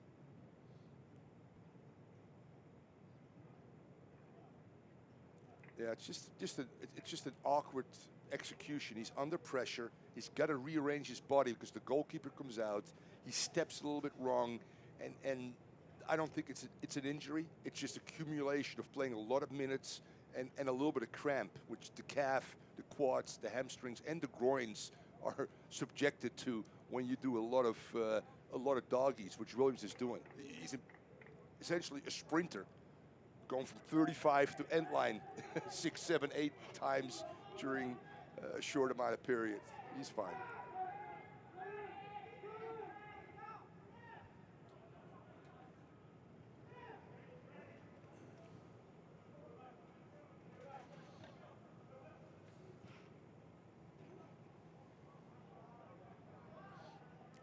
They see Williams coming back on, but that doesn't look good, Josh. Yeah, you can see him holding his leg and his groin area, and as he struggles to walk, as he takes a knee, and Gurr will charge forward.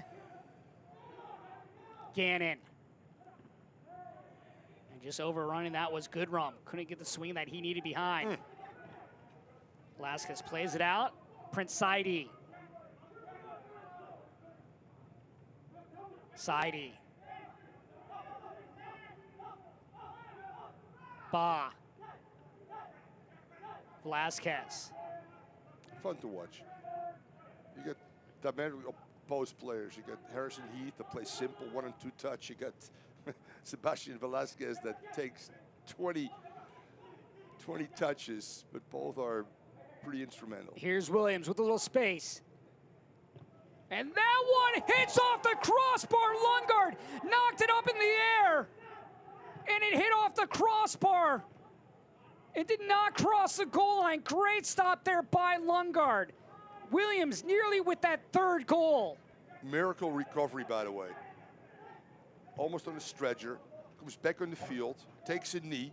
Looks uncomfortable and unleashes a shot right now, Josh, that hits the crossbar. There you can see again.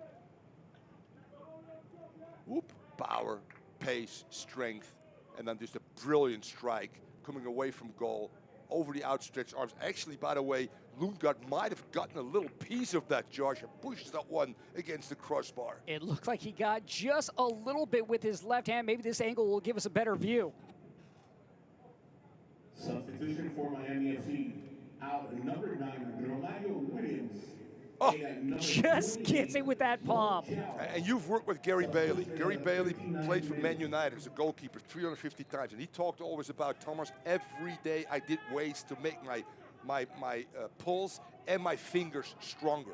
That is fingers strong, not bending against the crossbar, preventing a goal. Brilliant goalkeeper by Lundgaard. Well, Williams now will head off the field. Nearly had 3 goals. He'll have to leave with a brace tonight. Amazing. As Mohamed Chow will replace him. And now we'll see how Chow and Saidi link up, because we saw great perfection between Romario Williams and Prince Saidi in the first half, and continuing into the second half. Chemistry always changes when you bring in a different player. We'll see how that plays a factor here going forward for the Miami FC. Velasquez spins away. Plays it to Chow. Chow just outside the area. Turns towards the end line. Megs a man. And he's brought down. Good start by Chow. Very good. Good run. Velasquez finds him. Holds off a defender. Turns him. Goes to goal. And I think that's the left fullback. Or is it Jadama that gets the yellow, the captain? Yeah, you're right. Slows down, manipulates the ball a little bit. Oh, and the beautiful nutmeg. And that's a yellow card. In every country, in every game, all over the world. So Jadama knew he was beat. He grabbed the jersey, pulled down Chow, and now a chance here 19 yards out for the Miami FC as they look for that third goal. Yeah, you see the captain there, Rosa Boom in front. Endam as well. The bigger bodies are in there. Chow is a big body now. Hard runs, setting picks, and good delivery, Josh, is key to success. Set piece chance here for the Miami FC. And this is what you work on each and every day in practice.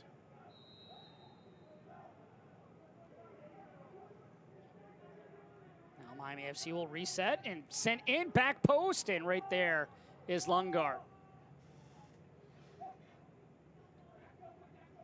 For Mohamed Chow is subs in, and then he earns his team a free kick. Chow, of course, number 18, drafted by, in 2018, I should say, drafted by San Jose. Then he was loaned to Reno 1868. He came over to Miami FC last season when they played in the NPSL. But he'll replace Mario Williams going forward, and he's already been effective. That's the beauty of the USL, I think. You see talented players, young players like Atlanta United too, and some of the other MLS clubs. You see some veteran players from other countries. You players that beat in MLS can still contribute. Just a brilliant league.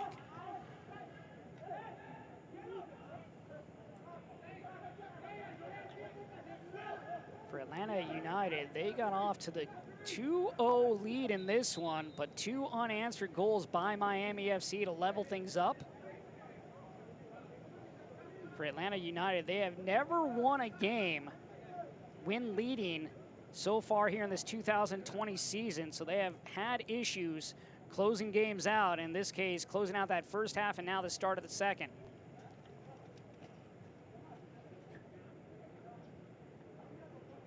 And this is where you get into the part of the game where cramp, this is early for cramp in a normal situation where you play once a week, Josh, but with all these games, with all these travel, with the humidity here as well, that takes its toll. I mean, the guys are sweating right now, losing 4, 6 to 8. I used to lose 8 pounds of fluid when I played here in Fort Lauderdale for many years for the Strikers in the old NESL days. And I don't think that people understand or appreciate how great of an athletes these guys are. But there are breaking points, and you'll see that Williams right now. And for Morales, who's on the ground for Atlanta United. Yep. We've already seen the one substitution with Williams coming off. Again, both teams have 5 subs. Miami FC has had to use one. You have to wonder maybe if Atlanta United will have to go to their bench here early.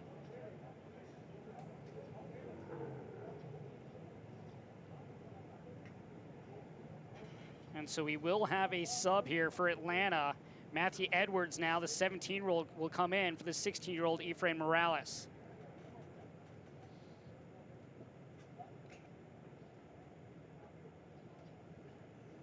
For Edwards, he'll make his 3rd appearance of the year. He debuted earlier this season against Tampa Bay.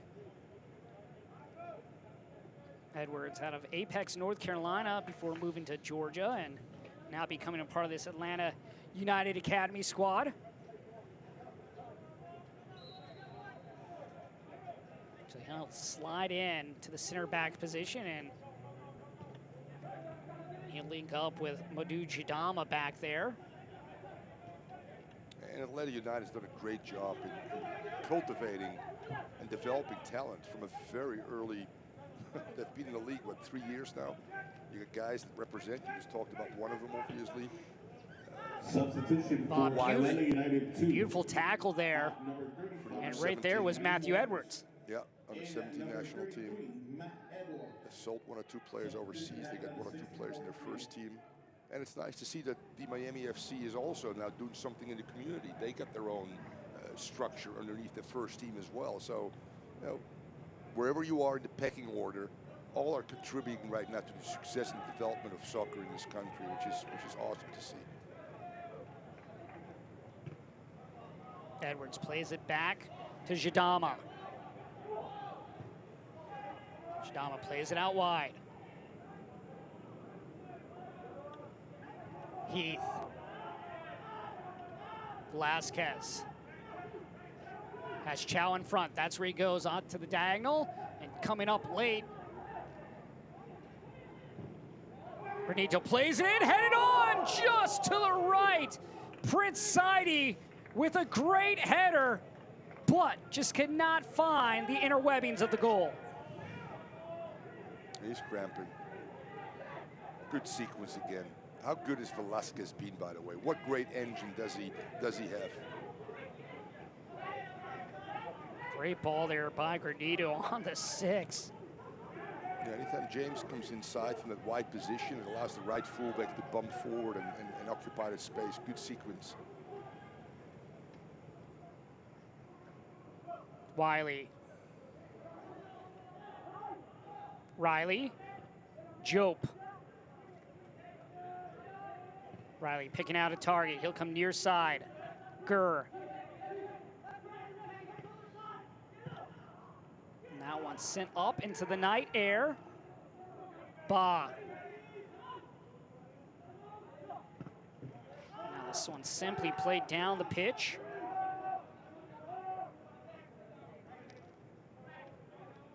Edwards goes back in. Jadama, the captain, into the circle.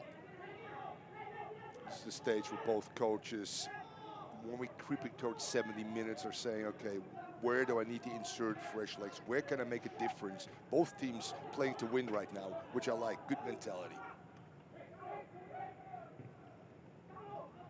Velasquez goes to Bezecourt. Bezecourt, and that one stopped by the chest of Lundgaard. Perfect positioning there. It seems like every time in transition, Miami gets the ball, their danger's going forward.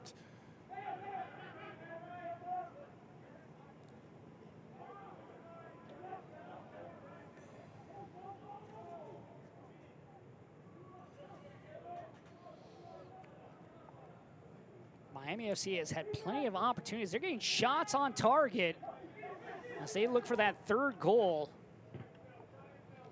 But really, you look at how things turned in the 24th minute, it's been really in favor now of Miami FC. Jope goes back to Gurr.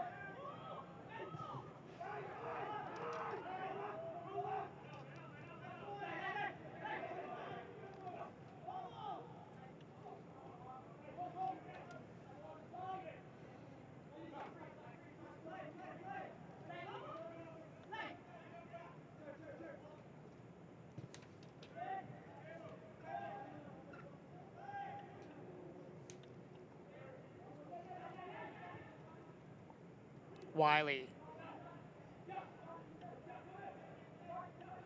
Drops it off for Goodrum. Goodrum turns away, plays it in. NJ.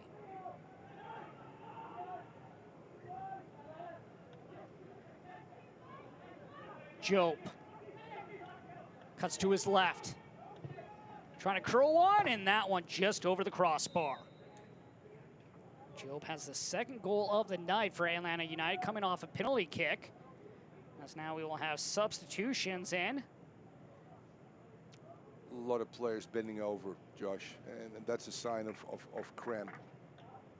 Jay Fortune and Amir Bashti will come in for Atlanta United.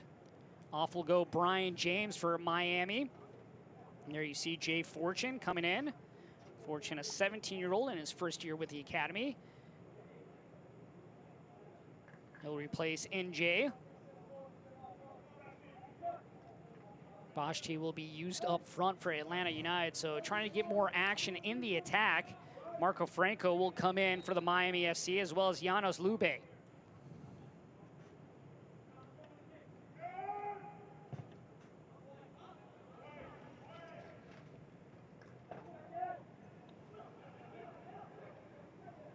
Riley plays it into the circle.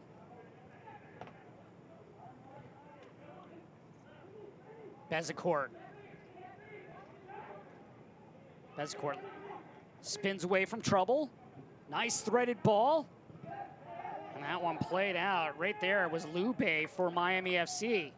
Looks like. See how these substitutions will play a role in this game as 20 minutes remains. Seems like for like.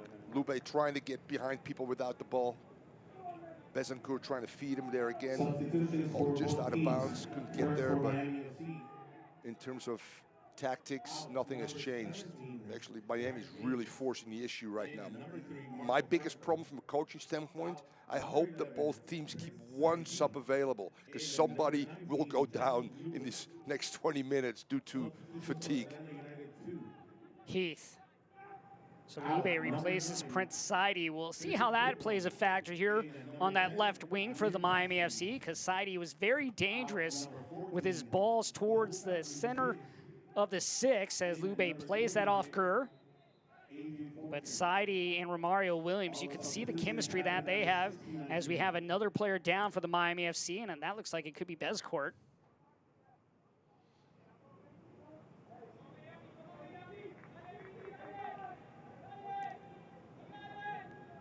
I think Bezcourt Moore just got the ball in the chest. Yes. So maybe just a little wind knocked out of him. Yep. The Frenchman has had an excellent game as well. Great Velasquez had been doing a marvelous job. Boschti will drop it back. Wiley. Franco. Yeah, Franco moves to the right fullback position, and Granito becomes now your right winger. And plays it out. Lube.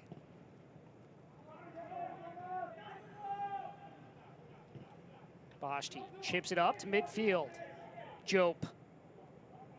Right there is Roseboom, the captain. He'll back off. Now Jope retreats.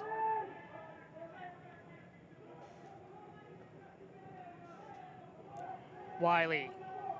Boschti. Sent to the spot, but no one there for Atlanta United. Still in possession, though.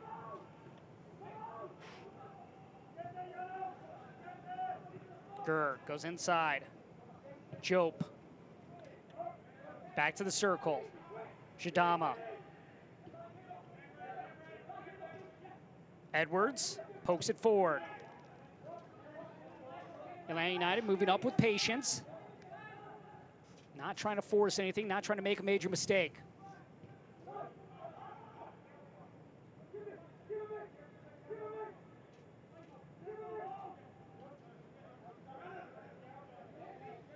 Atlanta United just slowing down the pace in this one.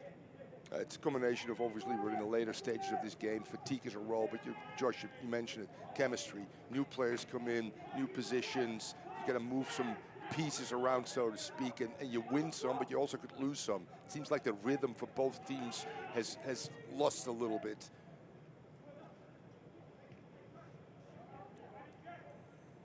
Velasquez.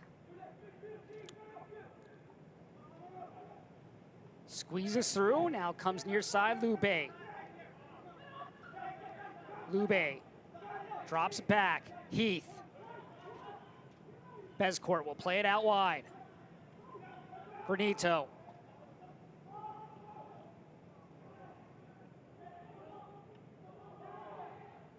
Chance here, and that one blocked away. And now we'll have a foul against Jope of Atlanta United. But Miami SC had a great chance there, as we'll take another look at that. Yeah. Another yellow card handed out. Sustained possession with purpose. Absolutely brilliant. But even better defending right there. Stepping, sacrificing your body, block tackling that ball out of danger. Chow doing a great job at getting the shot away, but could just not finish at the end, as Mackie Jope is now handed the yellow card. Yellow card for Atlanta United 2. For Jope, that will be his third yellow card of the season. Yellow card happened at the 75th minute. Miami FC with that first point coming on Sunday and the draw against Tampa Bay. Now they're at least looking to add one more point. They prefer 3. Trying to get the victory tonight against a tough, young Atlanta United squad.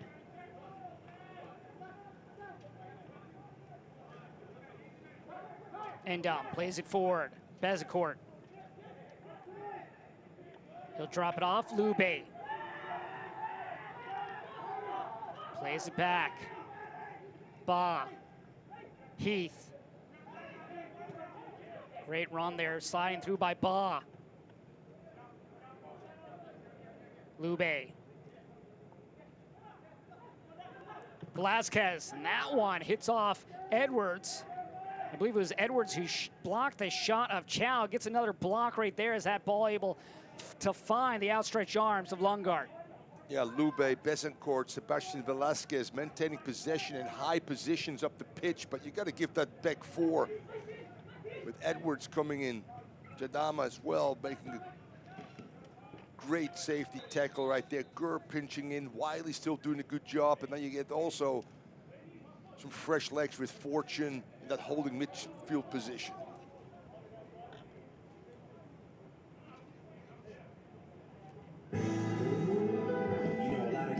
And now we will have our hydration break. This hydration break is brought to you by Helbiz and your Miami FC mascot, Galazzo. Knotted up here, 2 apiece with just a little bit more than 13 minutes remaining. All right, we got a shark out there, and then we got Galazzo finding him. Galazzo trying to chase him down.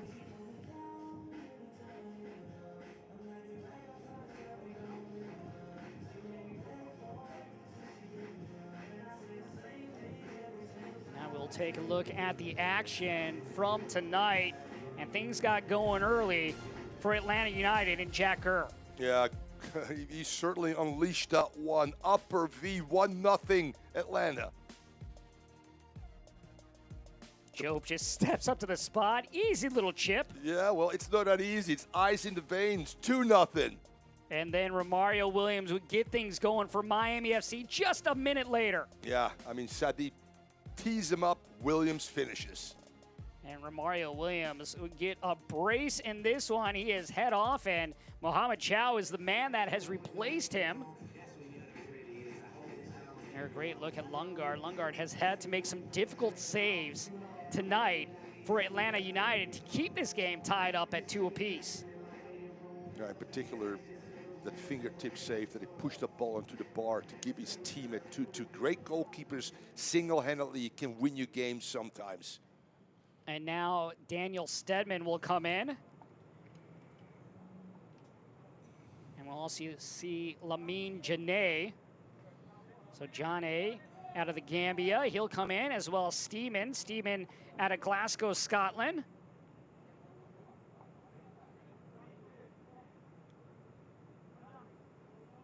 And William Riley will come off. It's all about the timing when you use these subs, get those fresh legs on. Of course, both teams looking for 3 points here with just a little bit more than 11 minutes remaining. For Atlanta United, they look for their 2nd win of the season. Miami FC in search of that 1st win. I feel like Miami has to gamble here a little bit. Can you play 1v1 in the back? Maybe get one of your fullbacks into midfield as well. Push Velasquez maybe a little bit higher, right underneath Chow as well. I'm not saying this is a must-win. We've seen an improved Miami and Atlanta United too today as well in terms of play and performances. Seen things slow down a little bit here in about this last 20 minutes as we've got the heavy legs going for both sides. The heavy legs, the insertion of, on both sides now, 4 different players, which is 8 total. That's not easy. Velazquez comes out of the circle. 2 players hounding him, and that one chipped away. And then Steeman gives it away. Lube brings it in. Chow, and that one right at Lundgaard. Chow had that thing set up, but just did not challenge Lundgaard to make a big save. Yeah, Velasquez with the turnover, falls for Lube, who drives into the box, finds Chow, and Chow goes first times. And again, Lundberg makes that look easy because his starting position is very good, by the way, for a young goalkeeper.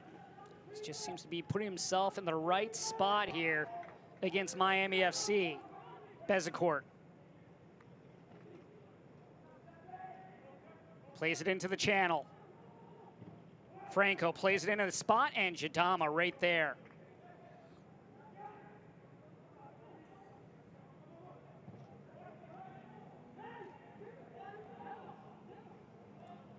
Couple good opportunities for Miami FC as we'll take a look back at their last real good chance. Yeah, Lube is just looking at his options. Can I strike? Can I go? No, I find Chow wide open. who might have been able to take a touch and get a better look at that that frame. Goes first time inside of the foot, which is conservative, which means that you can get it on target, but again, Lundberg at the right place at the right time. Velasquez, the man slow to get up for the Miami FC, and Miami sounded like they're going to be using another sub here coming up. We'll see if it's going to be Sebastian Velasquez coming off. Yeah, he looks like he's done. Velasquez doing such a marvelous job here, helping to dictate tempo in the midfield, but create possession and create chances. See, even with 5 subs, some of them become tactical subs, Josh. Unfortunately, most of them have become due to injuries, fatigue, and whatever else it might be. So Jalen Markey now will come in for Sebastian Velasquez. Markey will be making his second appearance. Markey out of Oregon State.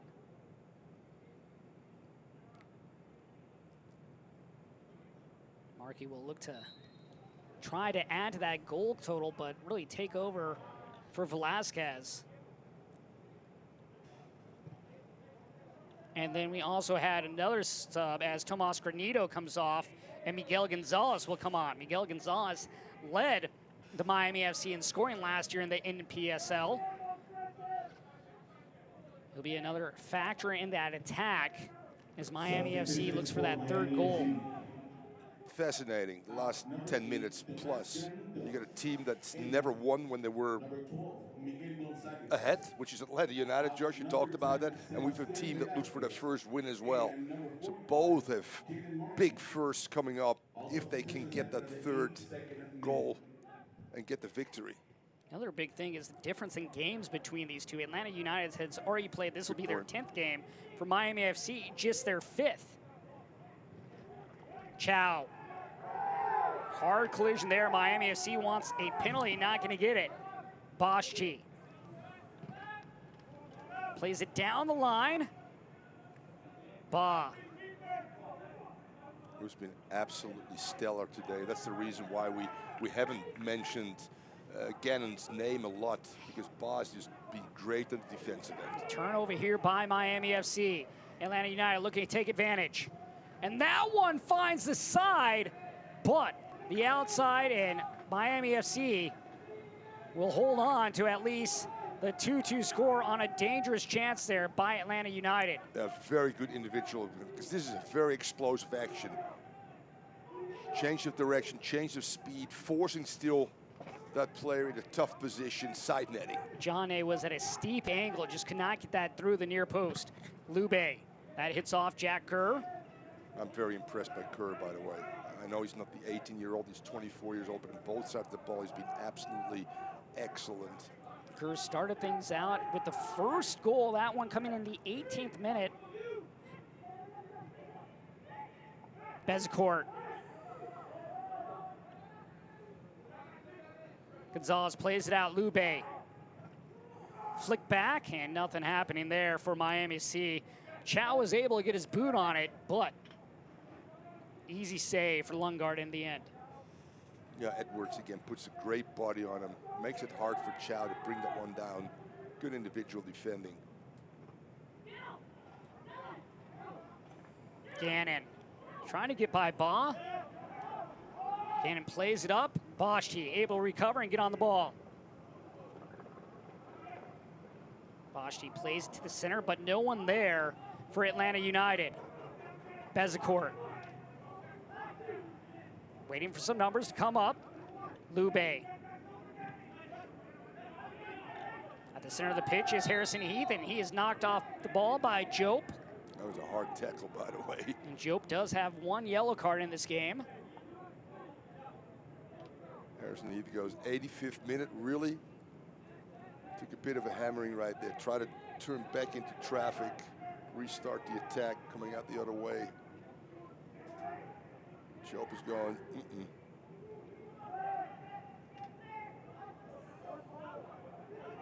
Chow to Bezecourt. Lube making a run. Square ball, no one there.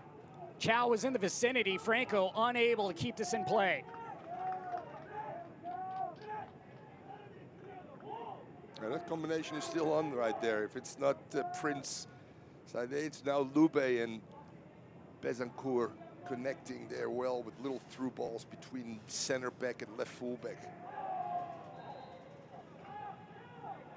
Bashi wants to run, but Roseboom will stand in front, and now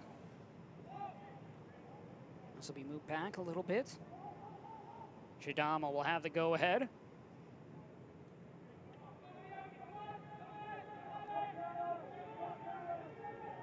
Steedman. Wiley, 15-year-old looking to go all 90 minutes. He started every game this season for Atlanta United. Impressive. Big hopes for him in the future as this is played wide.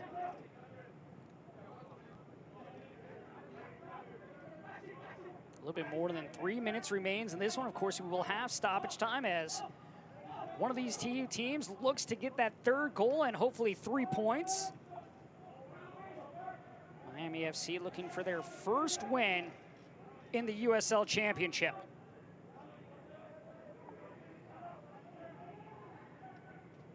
Roseboom cuts inside, the captain. Heath, dummy ball. Ba. Down the line, Lube. Heath, knocked off the ball by Bashti. He's still in possession, and then a late whistle there going against Amir Bashti.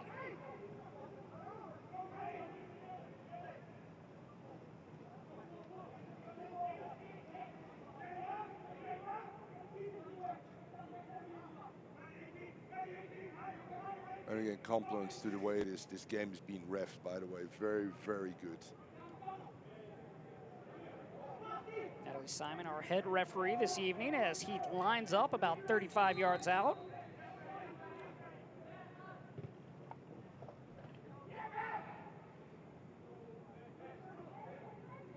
Now Lundgaard is going, all right, that's the ball I see in the warm-up, you know, thank you.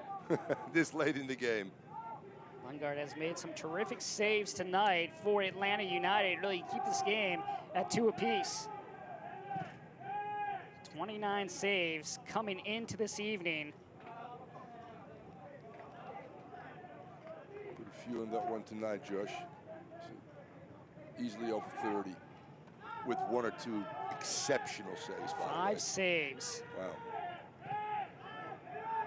You go back to that one he had with his left palm right before Romario Williams went off the field. Williams looked like he was going to tuck it in under the crossbar. If it's not for that left hand, Miami FC has a 1-goal lead as this is played in and knocked away. And down plays it up. Just couldn't get that pass far enough outside to Lube. And Shadamo will watch it roll out of play. Yeah, a lot of tired bodies out there, without a doubt.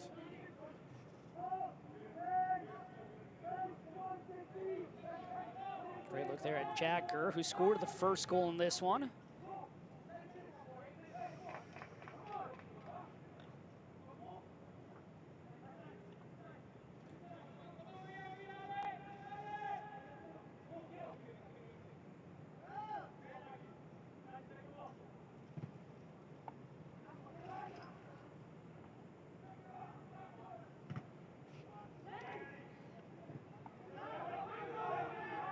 Look at Brett Guzan is getting up there for Atlanta United, you know, in that first team. And you look at the Lundgaard. Maybe the goalkeeper of the future. Of course, there's always other players in play. Yep. But Lundgaard getting a lot of play down here with Atlanta United too, to at least put his name in the hat.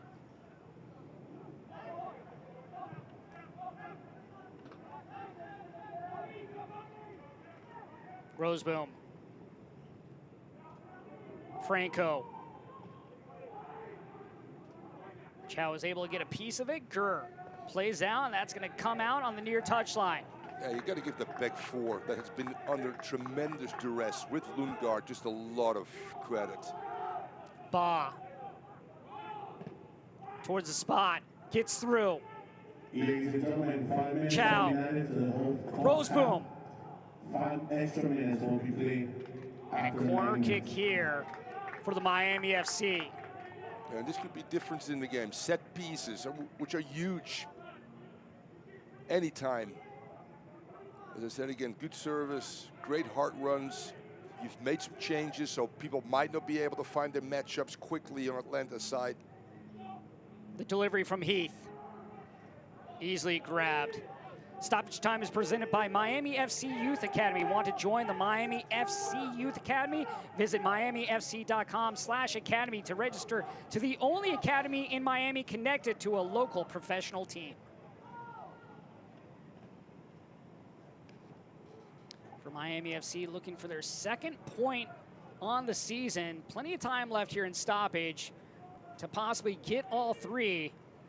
They have made Lundgaard work all night between the sticks, but just the 2 goals to show for it as of right now, both those coming from Romario Williams. Lube.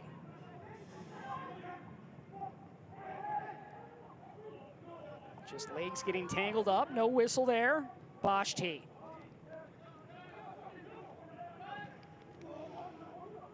Chance here for Jope, and Camiro will come and play it out to Ba. Roseboom. Roseboom on the return pass. Watch out for number 12, Miguel Gonzalez. Led the team in scoring last year. We'll see if he can play a factor here late. Markey sends it up.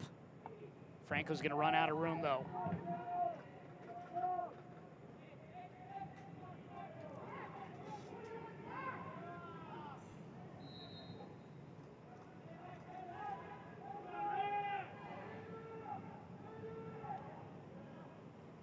Roseboom nods it down.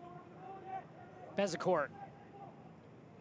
Little space here with the left, and that one just off target. Great thought process there by Bezecourt. Yeah, Bezecourt has been just great on the day. Instrumental on that first goal. Again, driving centrally at the heart of the defense, holding off defenders, striking this ball, just gets away from him. Just slices left of the frame. What a stoppage time goal that could have been for Bezecourt.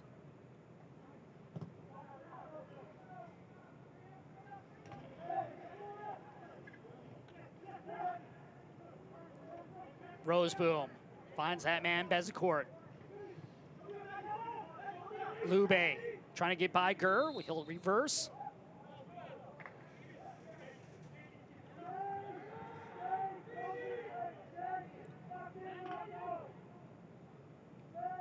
Just a couple minutes remains in this one between Miami FC and Atlanta United 2. A tough battle here in Group H.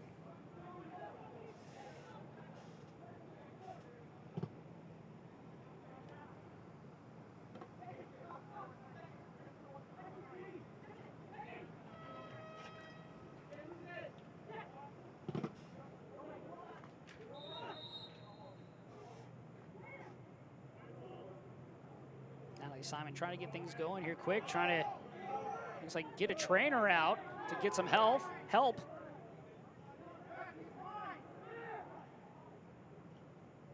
Yeah, that's the protocol right now. Anybody that gets a contact with the head, this was a ball, obviously. Although Harrison Heath is fine, it's almost compulsory for the referee to blow the whistle and bring out the trainer. There you can see it, boom. He gets the ball right in the side there. Those ones where you're not prepared for.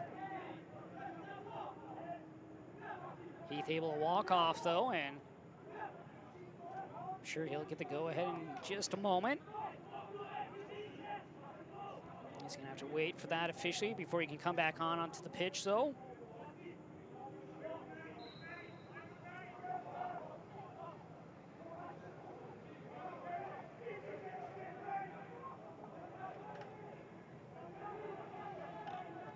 Roseboom at midfield.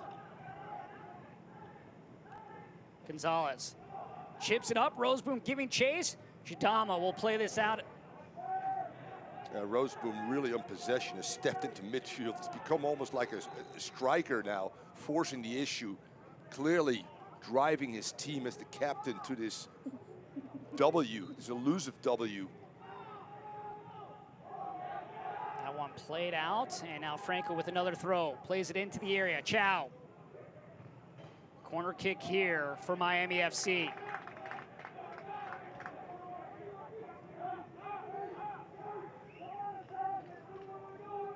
Bezecourt will head over to the far corner. Miami looking for a late game winner. Looking for that first 3 points if they can find a goal here in stoppage time. The Frenchman, Vincent Bezecourt, awaits.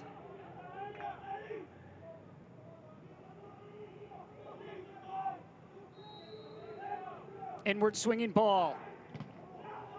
And Boschti gets on top of that. And there is the final whistle. And this one will end in a 2-2 score. So both teams coming out with a point here in Group H. Thomas, your thoughts on tonight's 90 minutes? I think that both coaches will walk away saying, we were in this game. We could have won this game. At the end of the day, I think it's a justified result. Miami, the better team in terms of possession, but still good opportunities as well.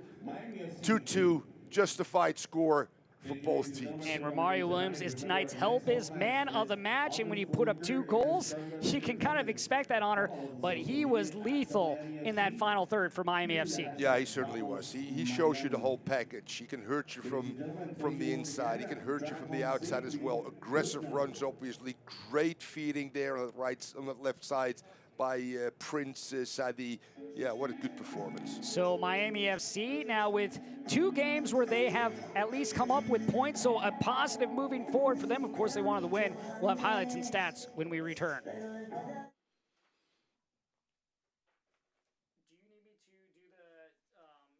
Jump, jive, shooby-doo-wop-ba-doo-dop, jump, jive, Scooby-Dooby, jump, jive, shooby-doo-wop-ba-doo-dop, jump, jive, Scooby-Dooby, jump, jive, shooby-dooby-doo-wop, jump, jive, shooby-doo-wop, jump, jive, shooby-doo-wop-ba-doo-dop, jump, jive, Scooby-Dooby, jump, jive, shooby-doo-wop-ba-doo-dop, jump, jive, Scooby-Dooby, jump, jive, shooby-dooby-doo-wop, jump, jive, shooby-doo-wop.